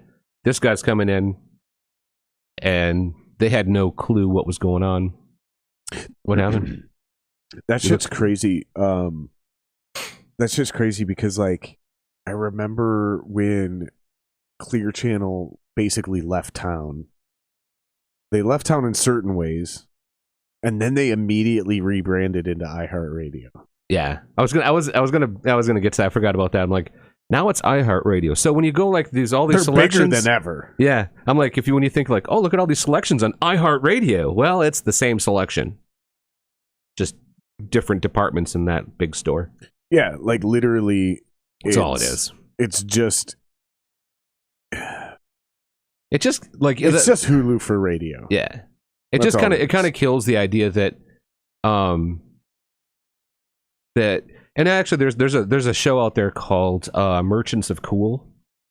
People, it's oh yeah, super old, but it shows you how like I think it was Limp Bizkit, Fred Durst, right? Yeah, Frederick Durst. Now he was like it kind of shows like how it looked like Limp Bizkit was getting huge. Like everybody loved him, right? Because they were going on these big. They were going on. Honestly, I just wanted to bang two different girls that both liked Limp Bizkit. That's the only reason I pretended to like Limp Bizkit. Nice cover. Also, I'm not a Nazi. I'm actually. No, I'm just. That was the truth. No, but they were going like. They were like. That was the fucking truth, man. No, it's okay. I was going to say, the whitest thing that I've seen here, though, is this like a Dave Matthews? Did he sign the guitar, or? No. Okay. No, that's actually my guitar that I write songs on. Okay. And then what's the Dave Matthews thing here? So I have a bunch. I'm outing you now. I have a bunch. This has come up many times. It's fine. The viewers have no idea what you're talking about, but it's hilarious. It's created some good off-screen lore. Yeah, right. So no, that fucking plaque is just a random plaque my stepdad has in a collection of other plaques, mostly what do you do? I collect plaques? Athletes. Okay. He clearly found like a dozen boxes of these, and most of them are cool. They're athletes, and he had like this sports wall he had decorated with them. So I found that one and a few other ones that I stole from him back when I was a teenager, and that was one that was like, I ended up becoming a legitimate fan of that band way after I stole this from him. I just saw it was a musician, and then I was just like, "Oh, this looks cool. Let me stick it in here," because I didn't know where to put it. It looks like there's like a it looks like it's his guitar. I was going to ask you which fraternity you were in. Everyone asks me that. Everyone asks me, "Is that Dave Matthews' guitar?" I'm like, no. Someday. So you just next person. Now, okay, do this. The next person that asks you, just make up a story. I did that for a while. A good one, and then just kind of go like, "No, I was just fucking lying." No, I did that for a while. I would make up stories for a while. Yep, I've done everything with that fucking stupid piece of shit sitting over there. It's just a cheap Yamaha guitar from Guitar Center. Yeah, but you know what though? I've seen with like elixir strings on it. Like it sounds fine. I write a lot of songs on it, but there's nothing good about that guitar. There's nothing special about that guitar other than I've written songs on it. Well, okay. Well, I mean, the Yamaha is it? That's probably. I think it's a solid top, right? Yeah, it's solid top. Yeah. So there you go. I'm just saying, there's nothing special about it. It's not a like Dave Matthews. Dave Matthews did not like rub his junk on it, or no. It's like a $200 guitar I used to write songs on from. But those are the coolest ones, though. I mean, like, you just get the I just thought I'd comment on. I was wondering about what the significance. Ask about that guitar. Well, it looks so because you got like it's like what we're looking at here is like it's this plexiglass like you would think it's a cool guitar, big box, and then display case, and then there's there's a guitar hanging from it. It's like mirrored from behind, so you can see the whole thing. And then there's like a Dave Matthews plaque inside there. And I was just like, I'm like, did you interview Dave Matthews down here? And he was just like, here, let me play this. No, actually, very good. very. I always love his fucking. He's amazing. He's amazing. A great songwriter though. It's not my thing, but like I can tell he's good. I'm a legit Dave Matthews fan still to this day. I don't think it was a weird fad that I went through. I think he's an absolute top-notch level musician. Carter Beauford's one of the greatest drummers to ever exist. That fucking violin player is ridiculous. He surrounded himself with good players. It's just that's the thing. When I was doing like SiaNet Radio, like there was a lot of songs that I didn't like personally. Yeah, but I knew it was good. You know, that's the difference, though. I mean, I'm like there were some things that I just knew were just good, and you play them because you're like, this is good stuff. Fucking hate it, but sure, it's good. You know, it's not my style. Like most of the hip hop, because I'm not a hip hop guy, but I'm like, hey, this is good. It's just not my thing. It's not speaking to me, you know? Everything good? Yeah, I'm using my fancy Stream Deck here to punch up chat commands. That's how you get the ladies from your Stream Deck. Like, see the size of my Stream Deck, baby? I do not know whoever told you that, but the Stream Deck is not impressive. Unless it's a big Stream Deck. Right, yeah. A real big, thick Stream Deck. Lots of buttons. Mm-hmm. This is just you can play with it all night long. This is just a medium-sized Stream Deck with a fairly decent amount of buttons. So yeah, there we go. We're getting erotic about a Stream Deck. Now we're getting weird. You need to. Do you relight it then? Yeah. Let's see if I can do this right. Same routine. So about 45-degree angle. Just trying to figure out how to use the fucking lighter. Yep. Just keep banging it. Yeah, that lighter sucks. I need to get a better torch lighter for this fucking. So twist it a little bit. Yeah. I'm learning something here now. Yep. Now smoke it. Yep. Yep. You're probably good. Yeah, you're good. There you go. It's like a jet engine. Oh, I think it's got a little bit hot, but nah, I think you're good. I think you got her. Need another cigar. In fact, I'm gonna steal one of these. Hey, those are the guest cigars. Get the fuck out of there. Get your grubby hands in there. Guests. They are supposed to be for the guests, but I'm gonna fucking snag one. But who's more at home than you here? This has been an elite level podcast, just so you know, Chris. Nerdiness? It's just been so laid back and easy to talk to you. Like it's just been so easy. That's when I know we're having a great podcast. It's when I don't even have to like think. We can just sit here and legitimately have a conversation. When it turns into an interview, those are the ones I hate the most because I have to continuously ask questions to keep the conversation going. Yeah, I know that. I know that feeling. But, you know, sometimes it's kind of cool because with, you know, my show was called The Clubhouse Show. And when there were times where other people that were involved in the show would book somebody and... No, I'm not saying who, but bands that I wasn't a fan of. And then I ended up going like, you know what? I legit like these people. I like the people and I get what they're doing. Still not a fan of the music necessarily, but I can respect what they're doing. You know, artistically respect what they're doing. And by doing the interview and asking them questions and going like, you know, and I'm like, wow, they actually mean this shit. They're not just doing it just to... Yeah.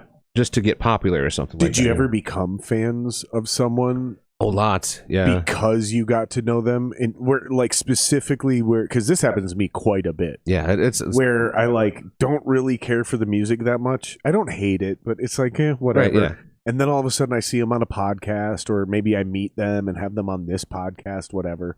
Sometimes it was just becoming friends with people back in the day on the scene. And all of a sudden I'm like, I fucking like this band. And it definitely started because I liked them as people first. Yeah. Well, I mean, okay, so there's a little bit of the other thing is you got to know like the background of like what the music was all about, what's you know, like the fact that you see that they're doing something that means something to them. And that's one of the coolest things about local music. This is kind of that's one of the little aspects of me doing the radio station was that, like, the fact that people could go see these bands, you know, once, twice, 3 times, 4 times a month for $5, get to know the band, and then like get to understand, like, wow, I really like this music. Because still today, I mean, when I was doing it, I couldn't keep up. I couldn't find all the bands. You know what I mean? Like, I did it all the time, and I could not find all the bands that were around, and how much talent was here. The Twin Cities could be Seattle at any point. They could make an entire scene at any point out of what is here. I've been saying for a long time that Minneapolis is the second best music town in the country, still to this day. In fact, I think the only town that's actually better than us is Memphis.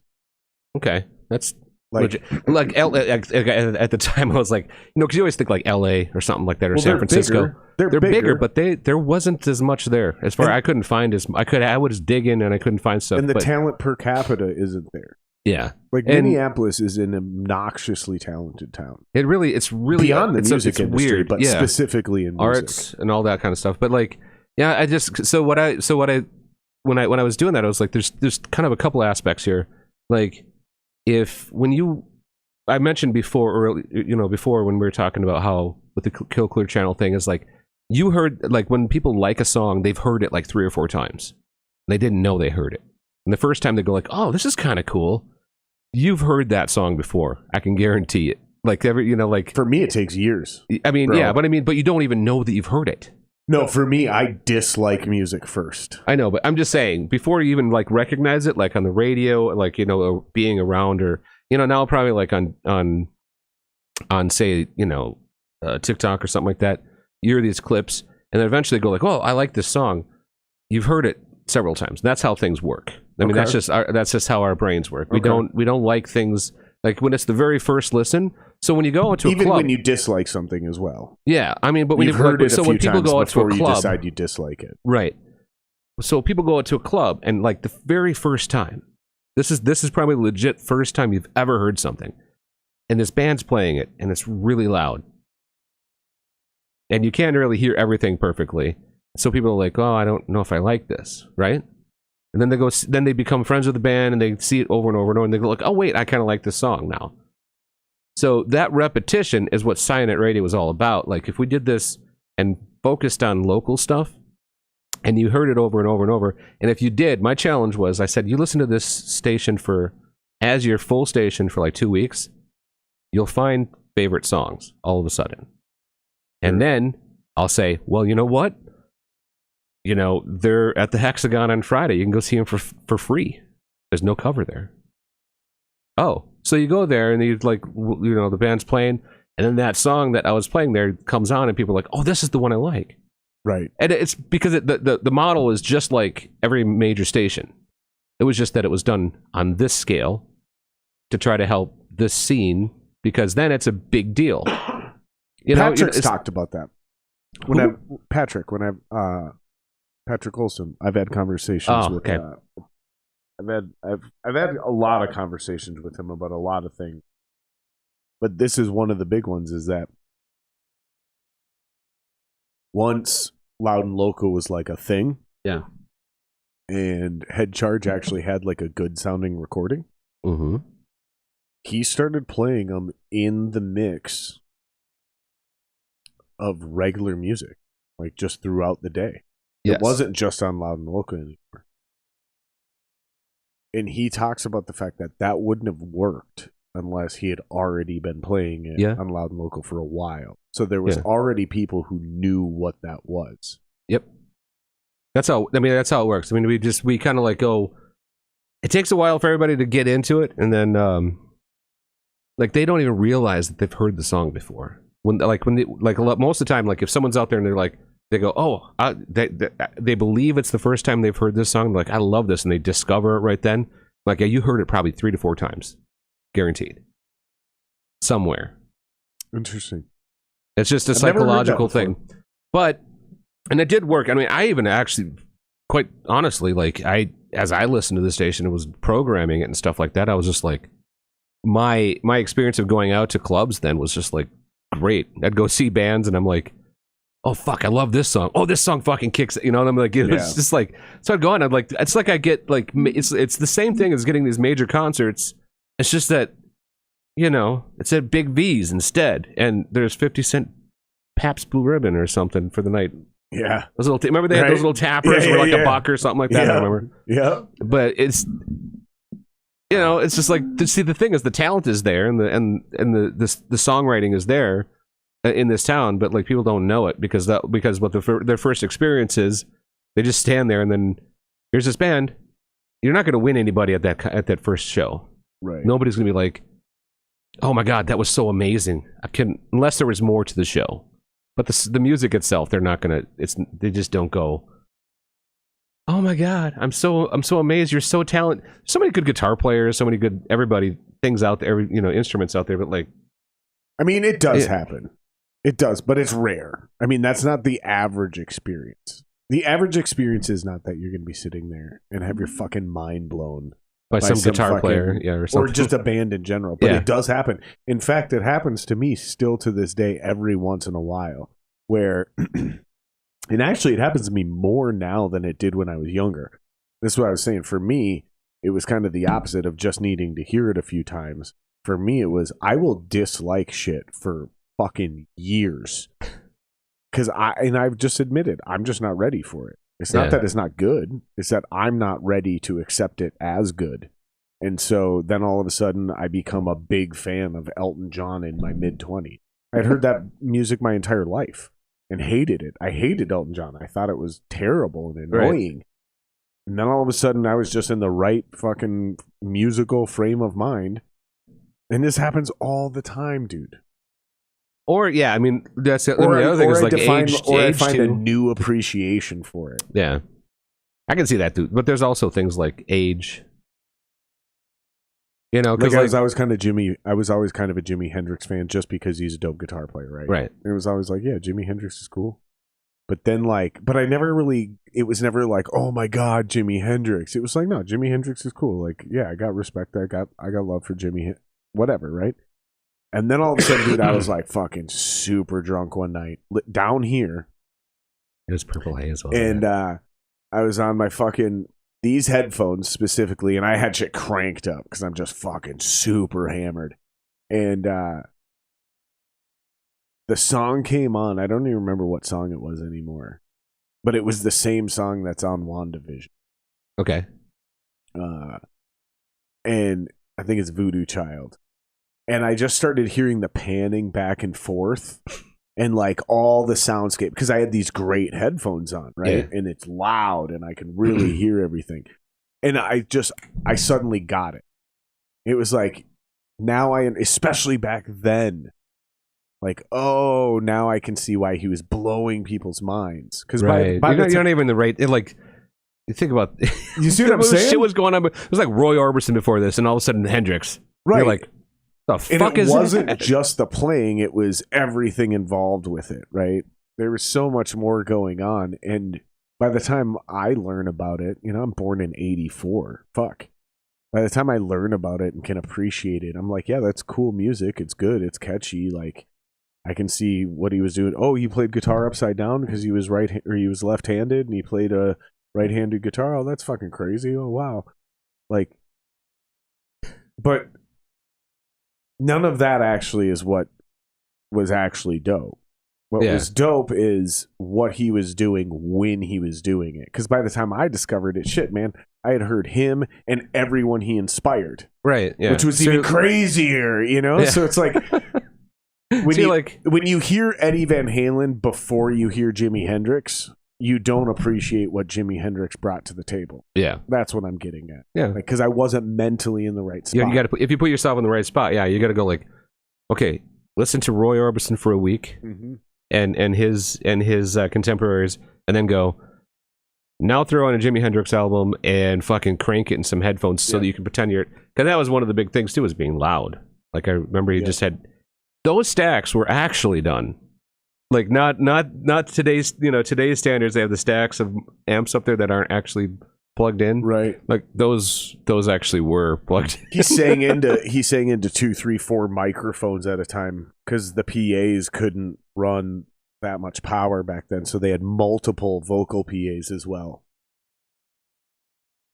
Yeah, see, he's sloppy as fuck, but good. Yeah, but he was sloppy in a way that's like because he was pushing the limits, though. It's very much like Yeah.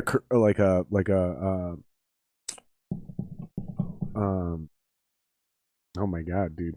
Holy shit, this is hilarious. Okay, so do you He's remember where very Italy much is?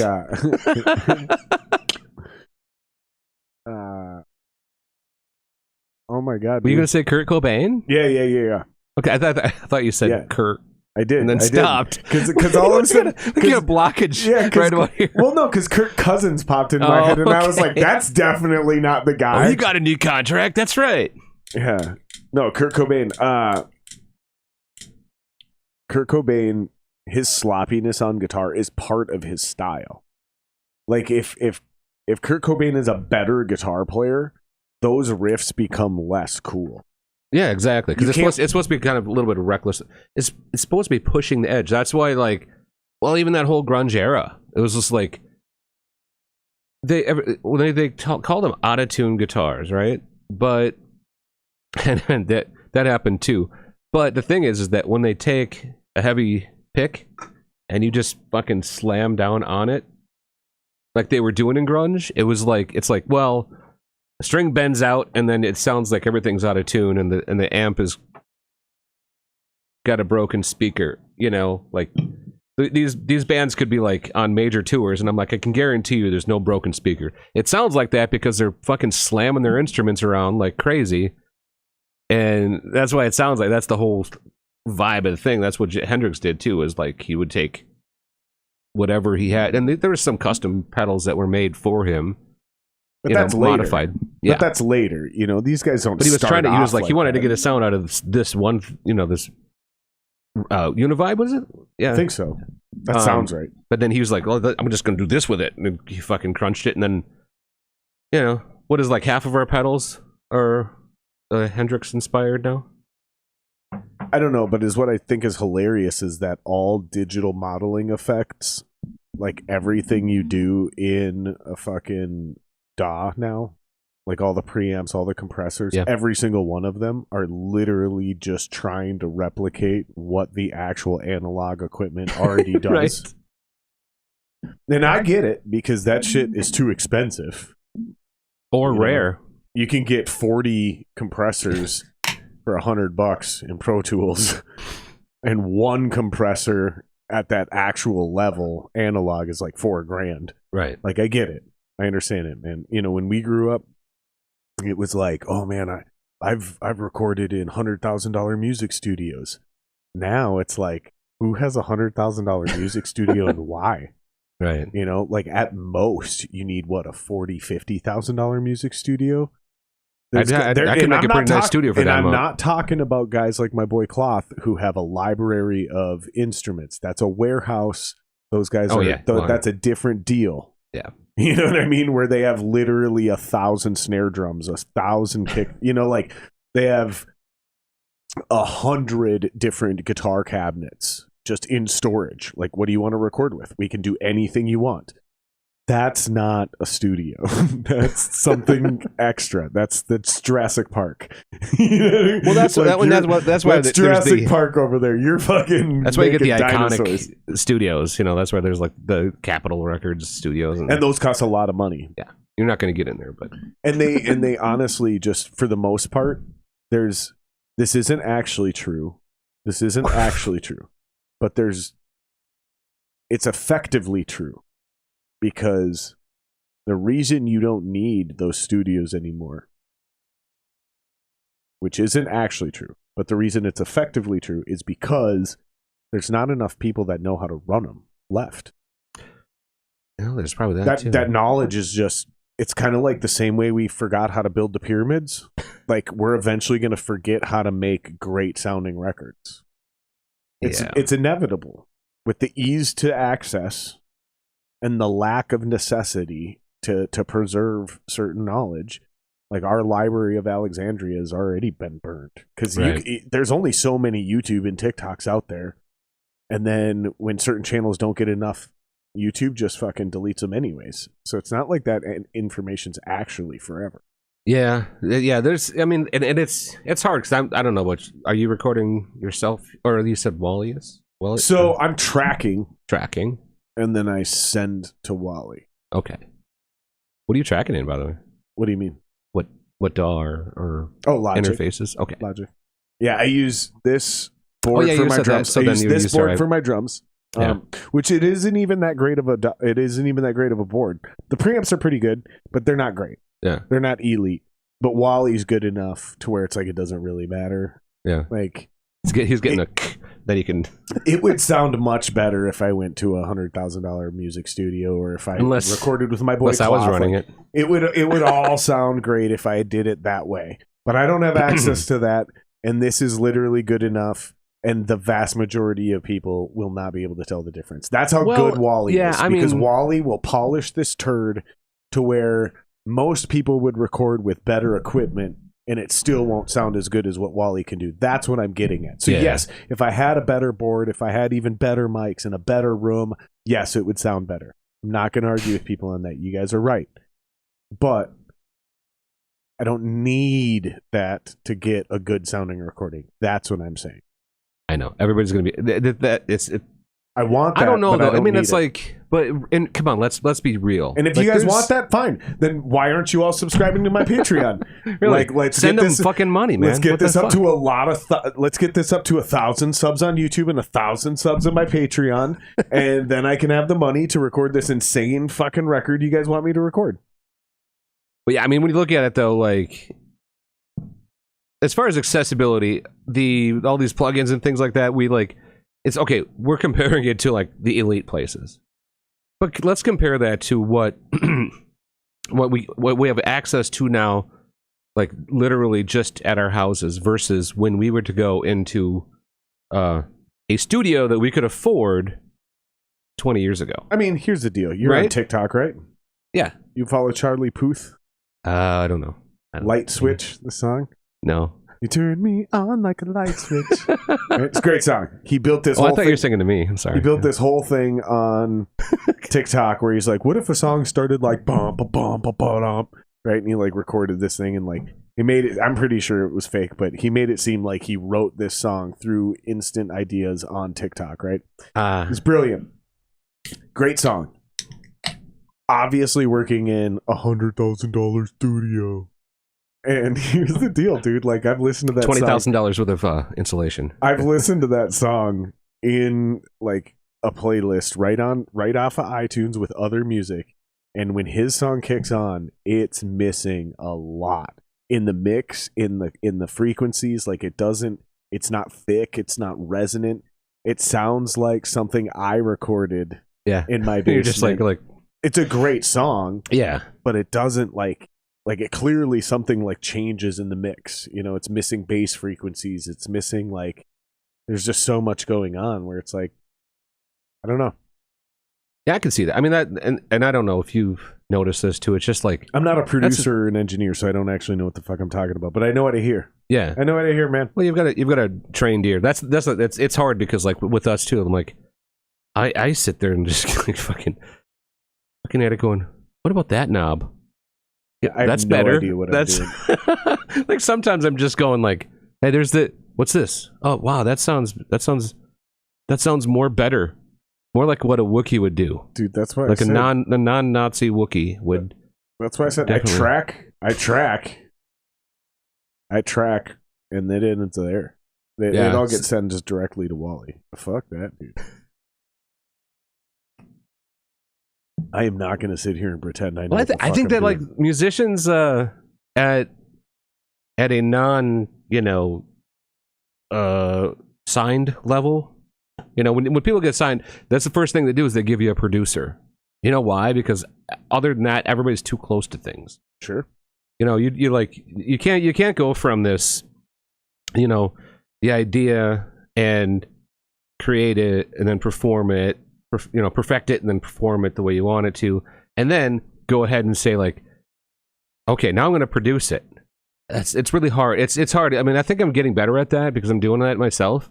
But it's hard to produce. You got to basically record and like sit back and go like, okay, now I'm not the performer. I know I love this riff, so I played it 5 times in a row, and it really should only be 2.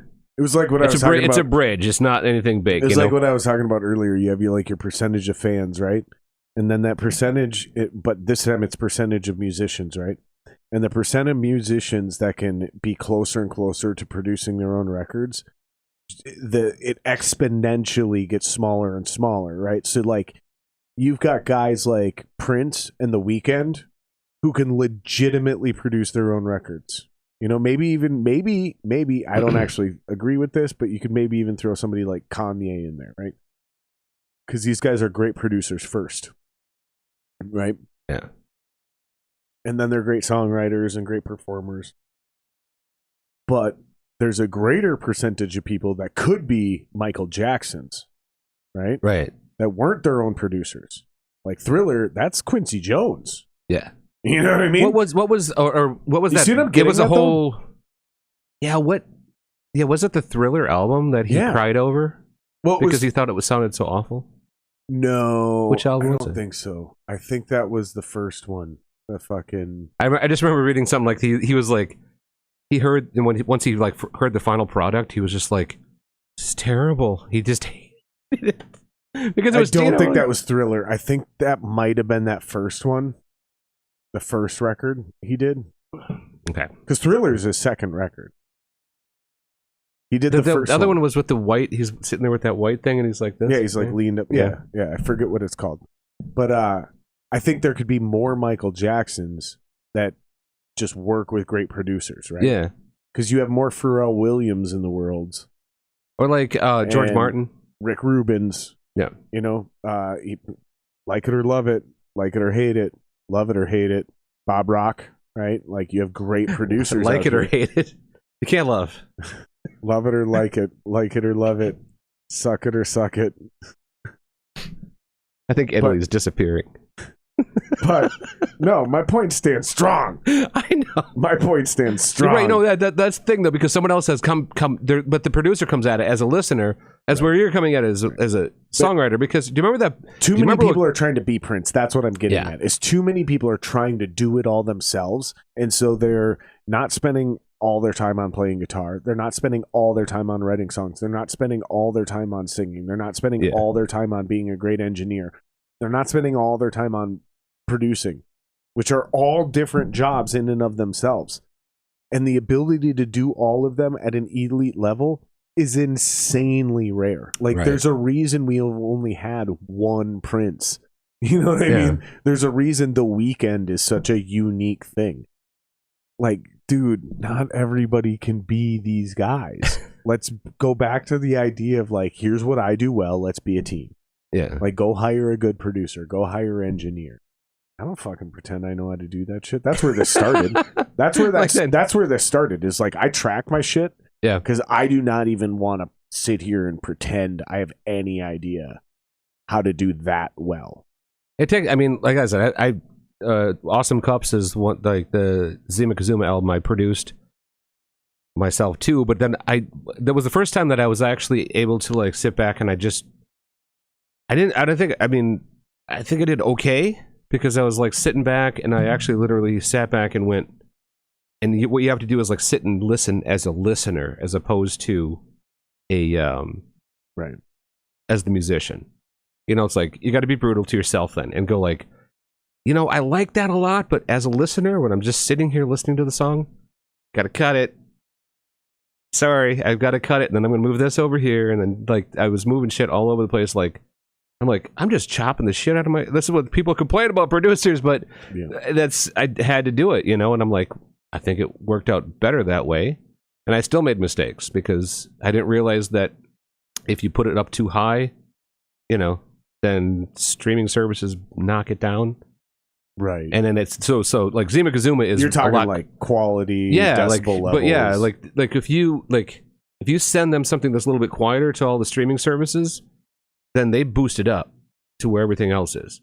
if you send it to them where everything else is, they knock it down, or if it's too loud, someone's going. I'm like, oh, I want to get loud, so I'll just make sure that it sounds good. And it it had the opposite effect. I'm like, oh fuck, I'm not going to redo it. But that's what it is. What it is. But that's why a producer would know that. They would know, like, hey, don't send this out on streaming services this loud, because it will that sound even quiet. comes down to the mixing and mastering too. That's its own skill as well in the of course, yeah. in the post recording process. I mean, those guys are the ones who really understand. A good one really understands we're mixing for all the platforms. Yeah, and a great wearing all mixer, the hats is almost impossible. Right, you just can't. And that's 101 for me. Like, stop doing that. Because that's another thing that I think has collapsed the industry as well. Yeah, is you no longer have experts that deserve to be paid to do one job at an elite level in this town. They all moved to Memphis. They all moved to LA. They all moved to New York. They all moved to Houston or Austin, right? They all moved to these other places because something happened in our town where we have the mentality that the only way you can do anything here is to get out of town. You got to move to these other places that know what they're doing. Yeah, it happened here. It happened with music and with the movie industry. Remember, I was when I first moved here, like in the early 2000s, I think it was. They call them the aughts. I don't know. Yeah. The 20s, the 2000s, the 2010s. Yeah, I would just watch. Aughts. Yeah, I would just watch the entertainment paper, and whenever it was like $200 for people who want to be an extra in a film, I'm like, there we go. I'll do that. I would just like so many times I was just sitting in First Avenue. Just they're like, here, drink this beer. I'm like, okay, right. Like 3 hours later, I'm like, okay. Then they gave me a check. I was like, okay. So when does this film out? And they're like, I don't know. Like, I guess I don't give a fuck. Right. Because really, I'm like, no one's going to see the light of day of this anyway. Yeah, I did Mighty Ducks 3 here up in Fridley. Oh, did you? Were you an extra in that? Yeah. Cool. I was one of that you can remember. Like the ones I'm talking, I did numerous ones that were just like independent film. I'm like, oh, okay, cool. And then I'm like, as long as they fucking pay me $200, because I could sick of ramen.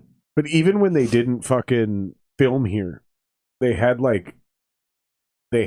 a hub for the film industry here. Yeah.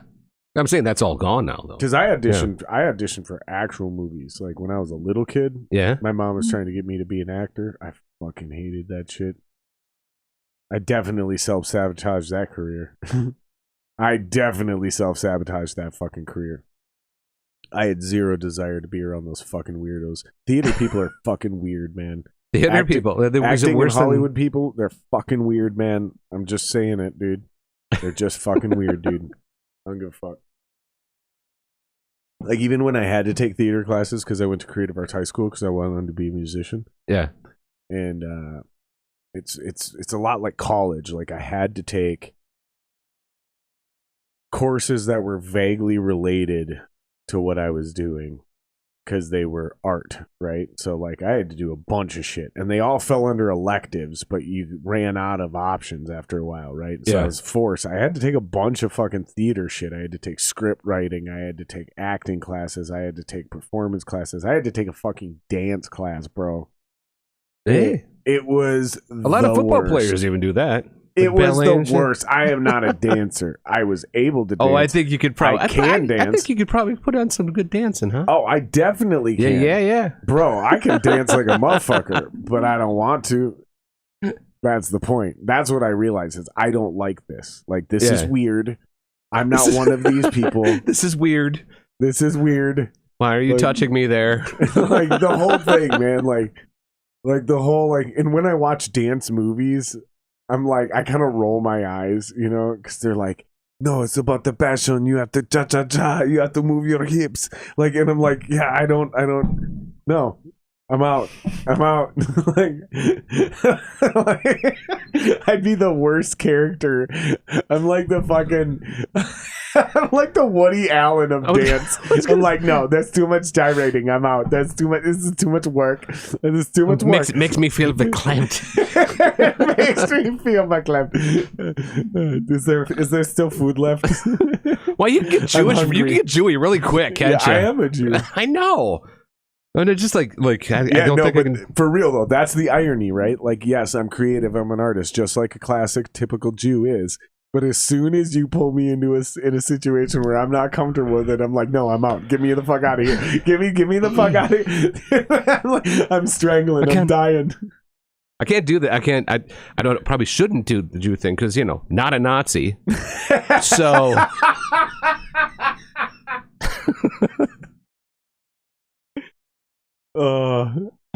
Sorry, I'm trying to work it. It's got. I think it's so funny because nobody that knows you would even remotely think this is a possibility. But the moment you come on this podcast,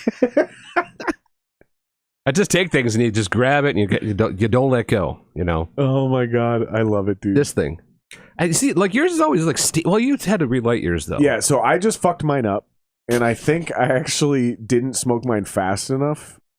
And something happened because yours is burning pretty even. All right, right. I think I gotta suck harder. It might be so. These are massage parlor. These are like normal cigars. These aren't like $40 cigars. Okay, so really, fuck this then. I'm out of here. So every once in a while, there's still something wrong with one of these cigars, just like most cigars, right? Yeah, like that might be a little tight, might be a little loose. Like yours got like. Mine got a little like lippy. A gram of cocaine in it. Yeah, accidentally. Mine got a little lippy. It is what it is. Lippy. So that's when you get too much moisture on the tip.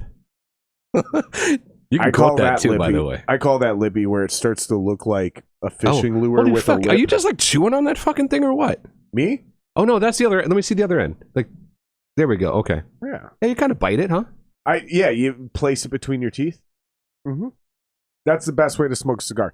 Put just a little bit like this in your teeth. Well, that's not bad. Okay, that's better. Yeah. Mm-hmm. I'm learning shit here, like how to smoke cigars. This could be a fucking. It makes it a habit. significantly more enjoyable experience, though, when you smoke a decent cigar and you actually know like what you're supposed to be doing. So you get, because again, it's not just like a cigarette, light it up and fucking rip on it. It's not like a joint, light it up and like it's kind of like wine. Like you don't pour a glass of nice wine and then slam it like a tequila shot. Shit, really? You see what I'm saying? No, in fact, there's a lot of tequila that you sip as well. Yeah. Well, actually, good tequila's got a good flavor. We can throw back to the urban wildlife cocaine days. Which, by the way, I've never done cocaine. So I've done cocaine. I've not done acid, mushrooms, anything above marijuana. Oh, I've done all that shit. Most people have. That's why I think it's. I'm like saying like, hey, it's kind of an accomplishment to not have done that stuff and being in this business. I do all that shit, and I still do it all too. Yep. Well, are you doing Mitch? Fuck. What's his last name? Oh, you talking about the Mitch Hedberg joke? Yeah, Hedberg. That's a play on that. Yeah. I used to do drugs, and I still do drugs, but I used to too. Yeah, that's basically it. Yep. I just still do all that shit. No, I actually don't really do coke. I have done coke several times though. I've done coke several times, but I don't really do coke like on a regular basis. In fact, it's a regular occurrence where you still have your house. It's a regular occurrence where I'm offered cocaine, and then I'm like, I'm good. Like, I'm going over to the oxygen bar. I rarely do cocaine. Like, it's extremely rare. It doesn't sound like something that's like most of the drugs don't sound like things that are exciting to me. Like most of the hallucinogenics are like, I don't have time for. Like, you're like, take this hit of acid for 12 hours. You're going to see shit that's not real, and I'm like, I don't got 12 hours. I want to be done with this. That's legit. I've said that same exact thing. I'm like mushrooms. It's like 4 to 6. See, maybe there, and then it's natural too. I can dig some things that are more natural. You sound like to me. What? You sound like a DMT guy. Yeah, I've heard that. You got 20 minutes. Yeah. You fucking hit that shit as hard as you can, and then peyote you or blast off, mescaline. and you got mescaline 20 minutes. You come back and you're a little groggy, and that's about it. Yeah, what's his name? Joe Rogan. Joe Rogan, yeah. I was like, I feel like we're a Joe Rogan thing. Joe Rogan and a chimp with mange. Like we had a Joe Rogan show going on here. Although, definitely not. It would be much better than this. We'd be on mushrooms if this was a Joe Rogan podcast. Is he like really into the drugs? Yes. Okay, I haven't listened to a lot. Capital yes. Okay.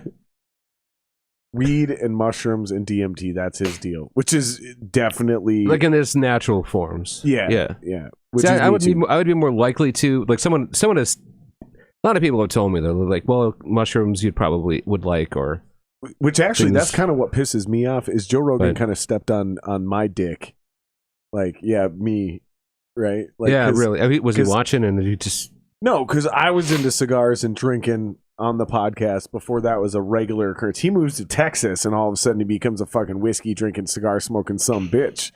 Like that's what you need. Now you need a whiskey. Now you need a whiskey sponsor. Eventually, There you that's the last sponsor I think I'm going to accept that doesn't pay me real big money. Like, We know what you need to do though. Here, like, these sponsors are all about relationships and building a community. The last one of those I'm going to take is a liquor sponsor, like a beer / whiskey sponsor, something. we'll go over. Preferably beer, because whiskey gets dangerous.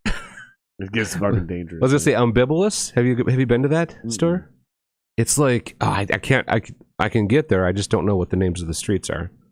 It's like Area But- 52 for me. Yeah. Where is it? I don't know, but I'll take you there. Yeah.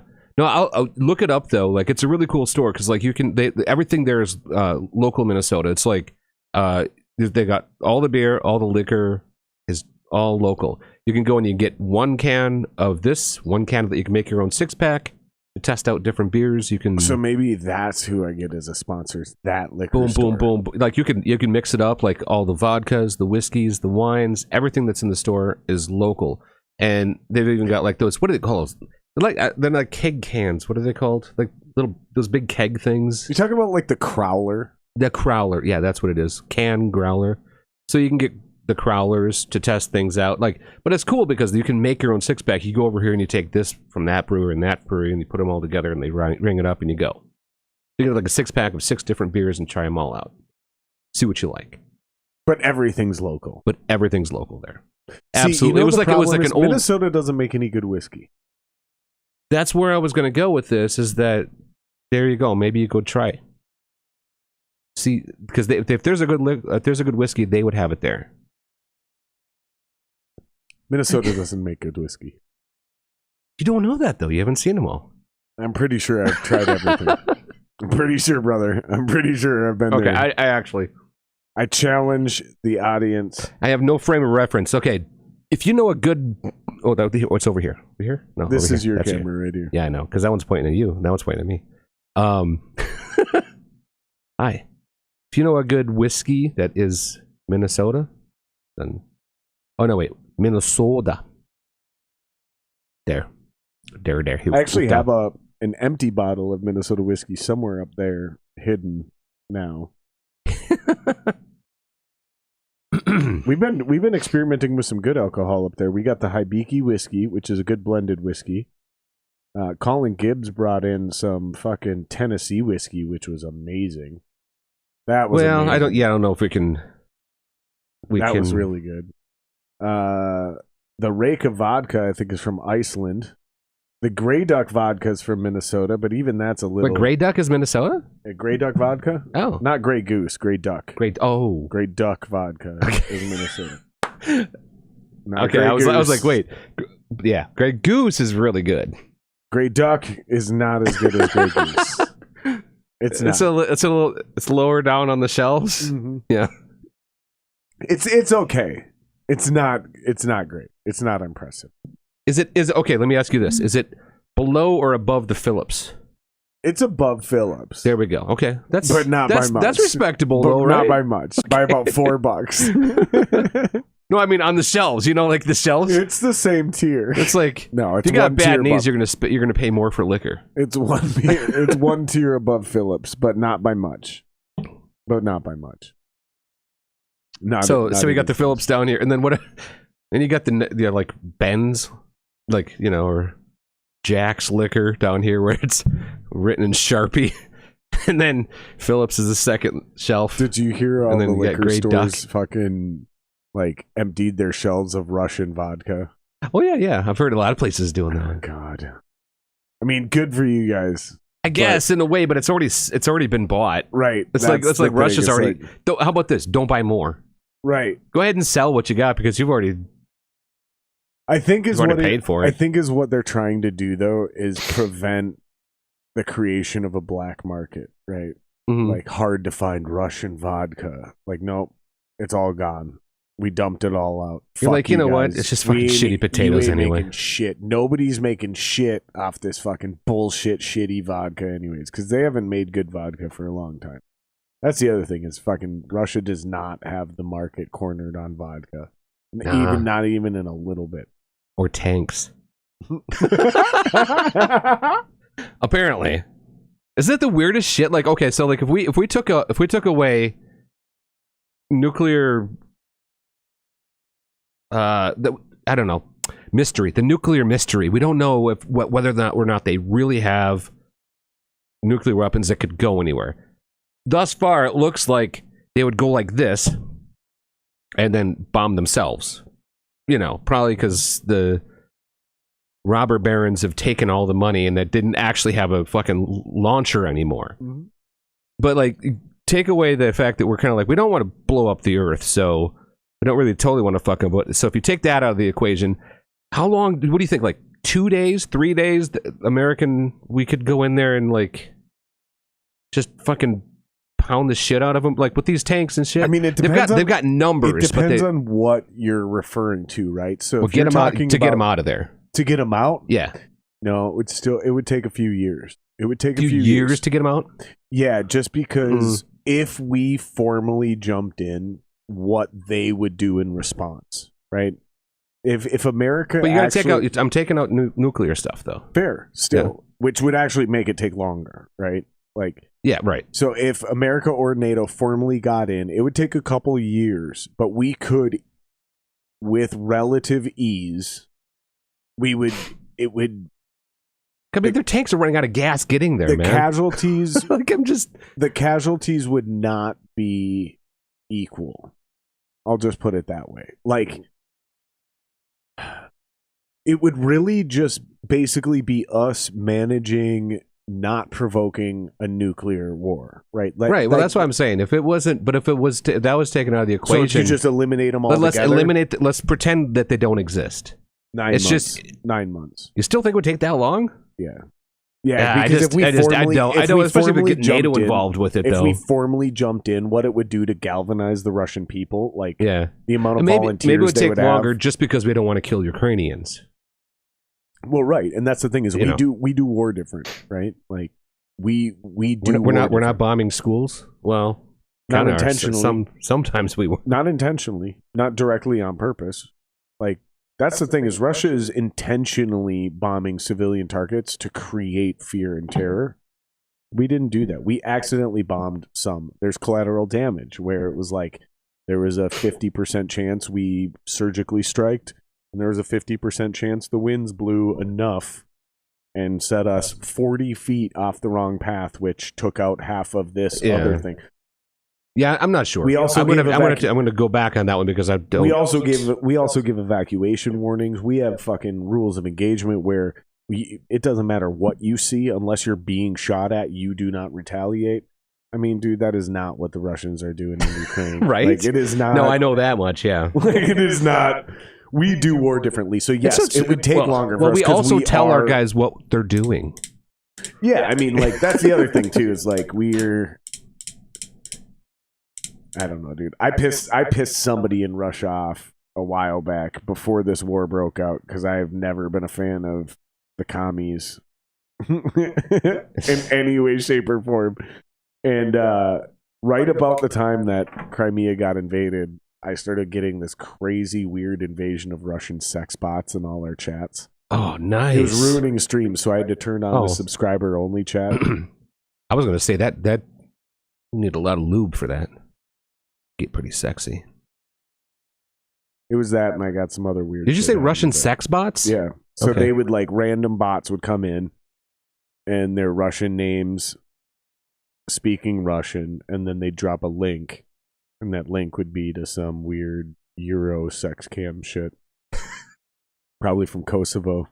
He didn't mean it, Q. He didn't mean it. Man, Q is fucking he's all powerful. Don't fuck with him. Funny. He could set us back in time. I don't know. You never know what he could do. He's Q. Fucking A, dude. I'd never felt so much in danger. Oh my god. All right, so you're in a band now. You have a band going. At least one. Do you have a link on YouTube? YouTube, not yet. Not in this band. Well, okay, so I don't know if you. Okay, so next time you come on, we'll have music loaded up. And music loaded and all that good stuff. But we have. So Awesome Cups is what it's sort of a Adam Punk kind of whole vibey thing, surfy Adam Punk, future retro surf music that people would smoke dope to.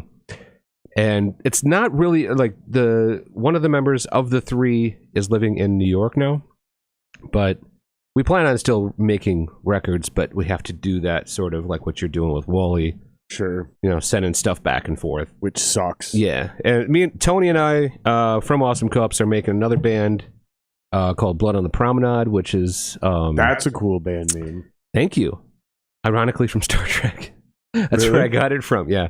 But it basically it was born of from the COVID times, and more so the name also kind of struck me from when we were having the riots and stuff here. So like Blood on the Promenade kind of means like promenade is a nice little place where you're supposed to walk and just be with people, and it's supposed to be a peaceful place. And Blood on the Promenade is where like our cities and our streets have become places that are not peaceful anymore.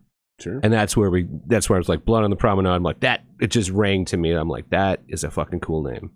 So that's kind of a stoner rock thing that we're working on. And I sat there and for about 6 to 9 months, I just worked on my guitar. We were writing too, but my guitar tone, I'm like, it's just not right. It's just not right. It's just not right. So we've been working on that a lot. Probably by fall, I'm guessing we're gonna have. We'll have something. We're gonna put out a single in the next like month, but for the actual album, I wouldn't say till fall or autumn, at least by Christmas, so everybody can buy it for their moms. Here's Blood on the Promenade for you, Mom. No, yeah, but make sure it comes out on Black Friday. And of course, then because it was so COVID-y the last few years. I was doing a lot of solo acoustic stuff, so I've got that coming out too. Just the Christo Xo, which is on Christo Xo is on the Christo. He said he can't do Christo without saying the Christo. I can't. It's also part of the Christoph cigars. And so Awesome Cups, Blood on the Promenade. Christoph. I don't know if do you remember Pop Shot? No. You don't know Pop Shot? Okay, so that's our. I was playing bass for them, and the drummer and second singer moved to Upper Michigan. Yeah. So I don't know if we're a band anymore, but we might be. You never know.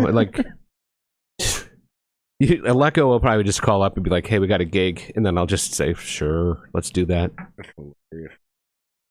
Sure. Yeah, you fucking bet, bud. You fucking bet, bud. But yeah, so where can people check this music out in the meantime when you drop everywhere? These singles? Spotify, YouTube, even like Tidal. I don't know, just all streaming services. Blood on the Promenade. Yeah, it's not out yet. That's not out yet. But do you have a place that this people summer can go? It's a Blood Summer. Do you have a place people can go, like a website? We actually, yeah. We do have. What was I say before? SoundCloud. We are on SoundCloud. I'm putting up little clips. Yeah, it's more like previews of what we're doing, what we're working on. So if you really want to get on the ground floor, here's some stoner rock. It's kind of like Queens of the Stone Age, Royal Blood kind of stuff, where it's just I want to be really fucking loud.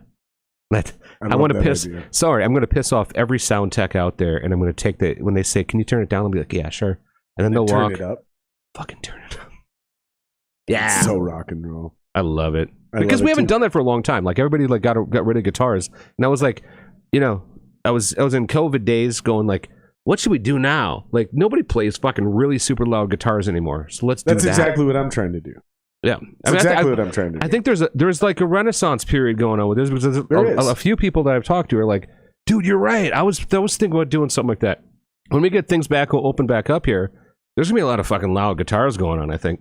Dude, and that's the thing is, and it does sound better. It does. I'm sorry. When my amp fills the room, and then you're just literally using the PA to fucking Try to fill get the out vocals certain loud enough? frequencies. No, I mean you're just Yeah. like spreading the sound Mm-hmm. evenly.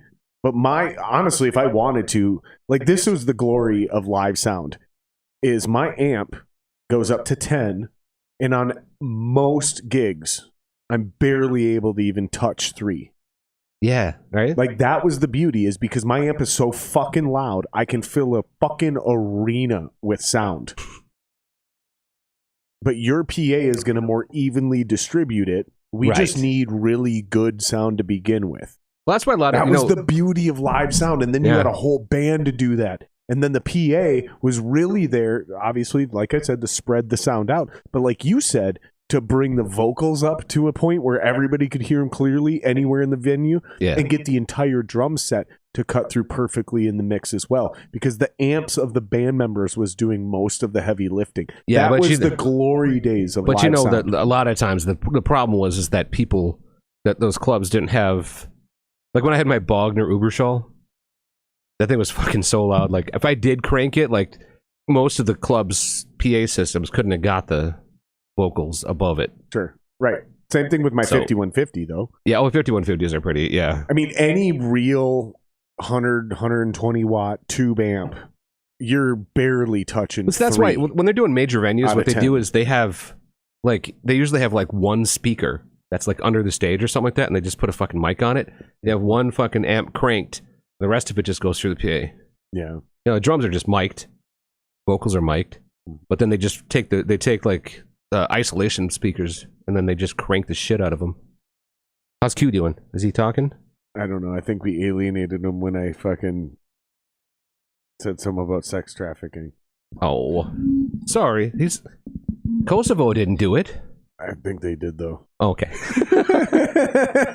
Was it him? I don't No. know. I don't fucking Did he know. do it himself? He was like, he's the sex bot. He's Cue like, the oh, they sex got bot. me. They Right. got me. Well, listen, dude, let's wrap this up. I got to take another leak. Let's get some fucking fresh air. Go finish these Yeah. drinks outside. Fucking love you guys. Fucking follow his bands. The links aren't in the description because he didn't send them to me. So you got to rewind this and listen to it That's all again me. to catch it and find out where to follow him. You guys know what to do. Like, subscribe, share. It's fucking internet. I don't need to tell you how to do your jobs. Oh, wait. And we'll see you next Tuesday for the regular podcast. And we'll see you tomorrow morning for the morning show. We're trying to go 9 a.m. Central Time. Half hour. In Italy. Fuck Italy. I mean, Nazi wiki. You've been great, dude. Cheers, my guy. Let's do this again, man. This was a lot of fun. All right, guys. We'll see you tomorrow morning.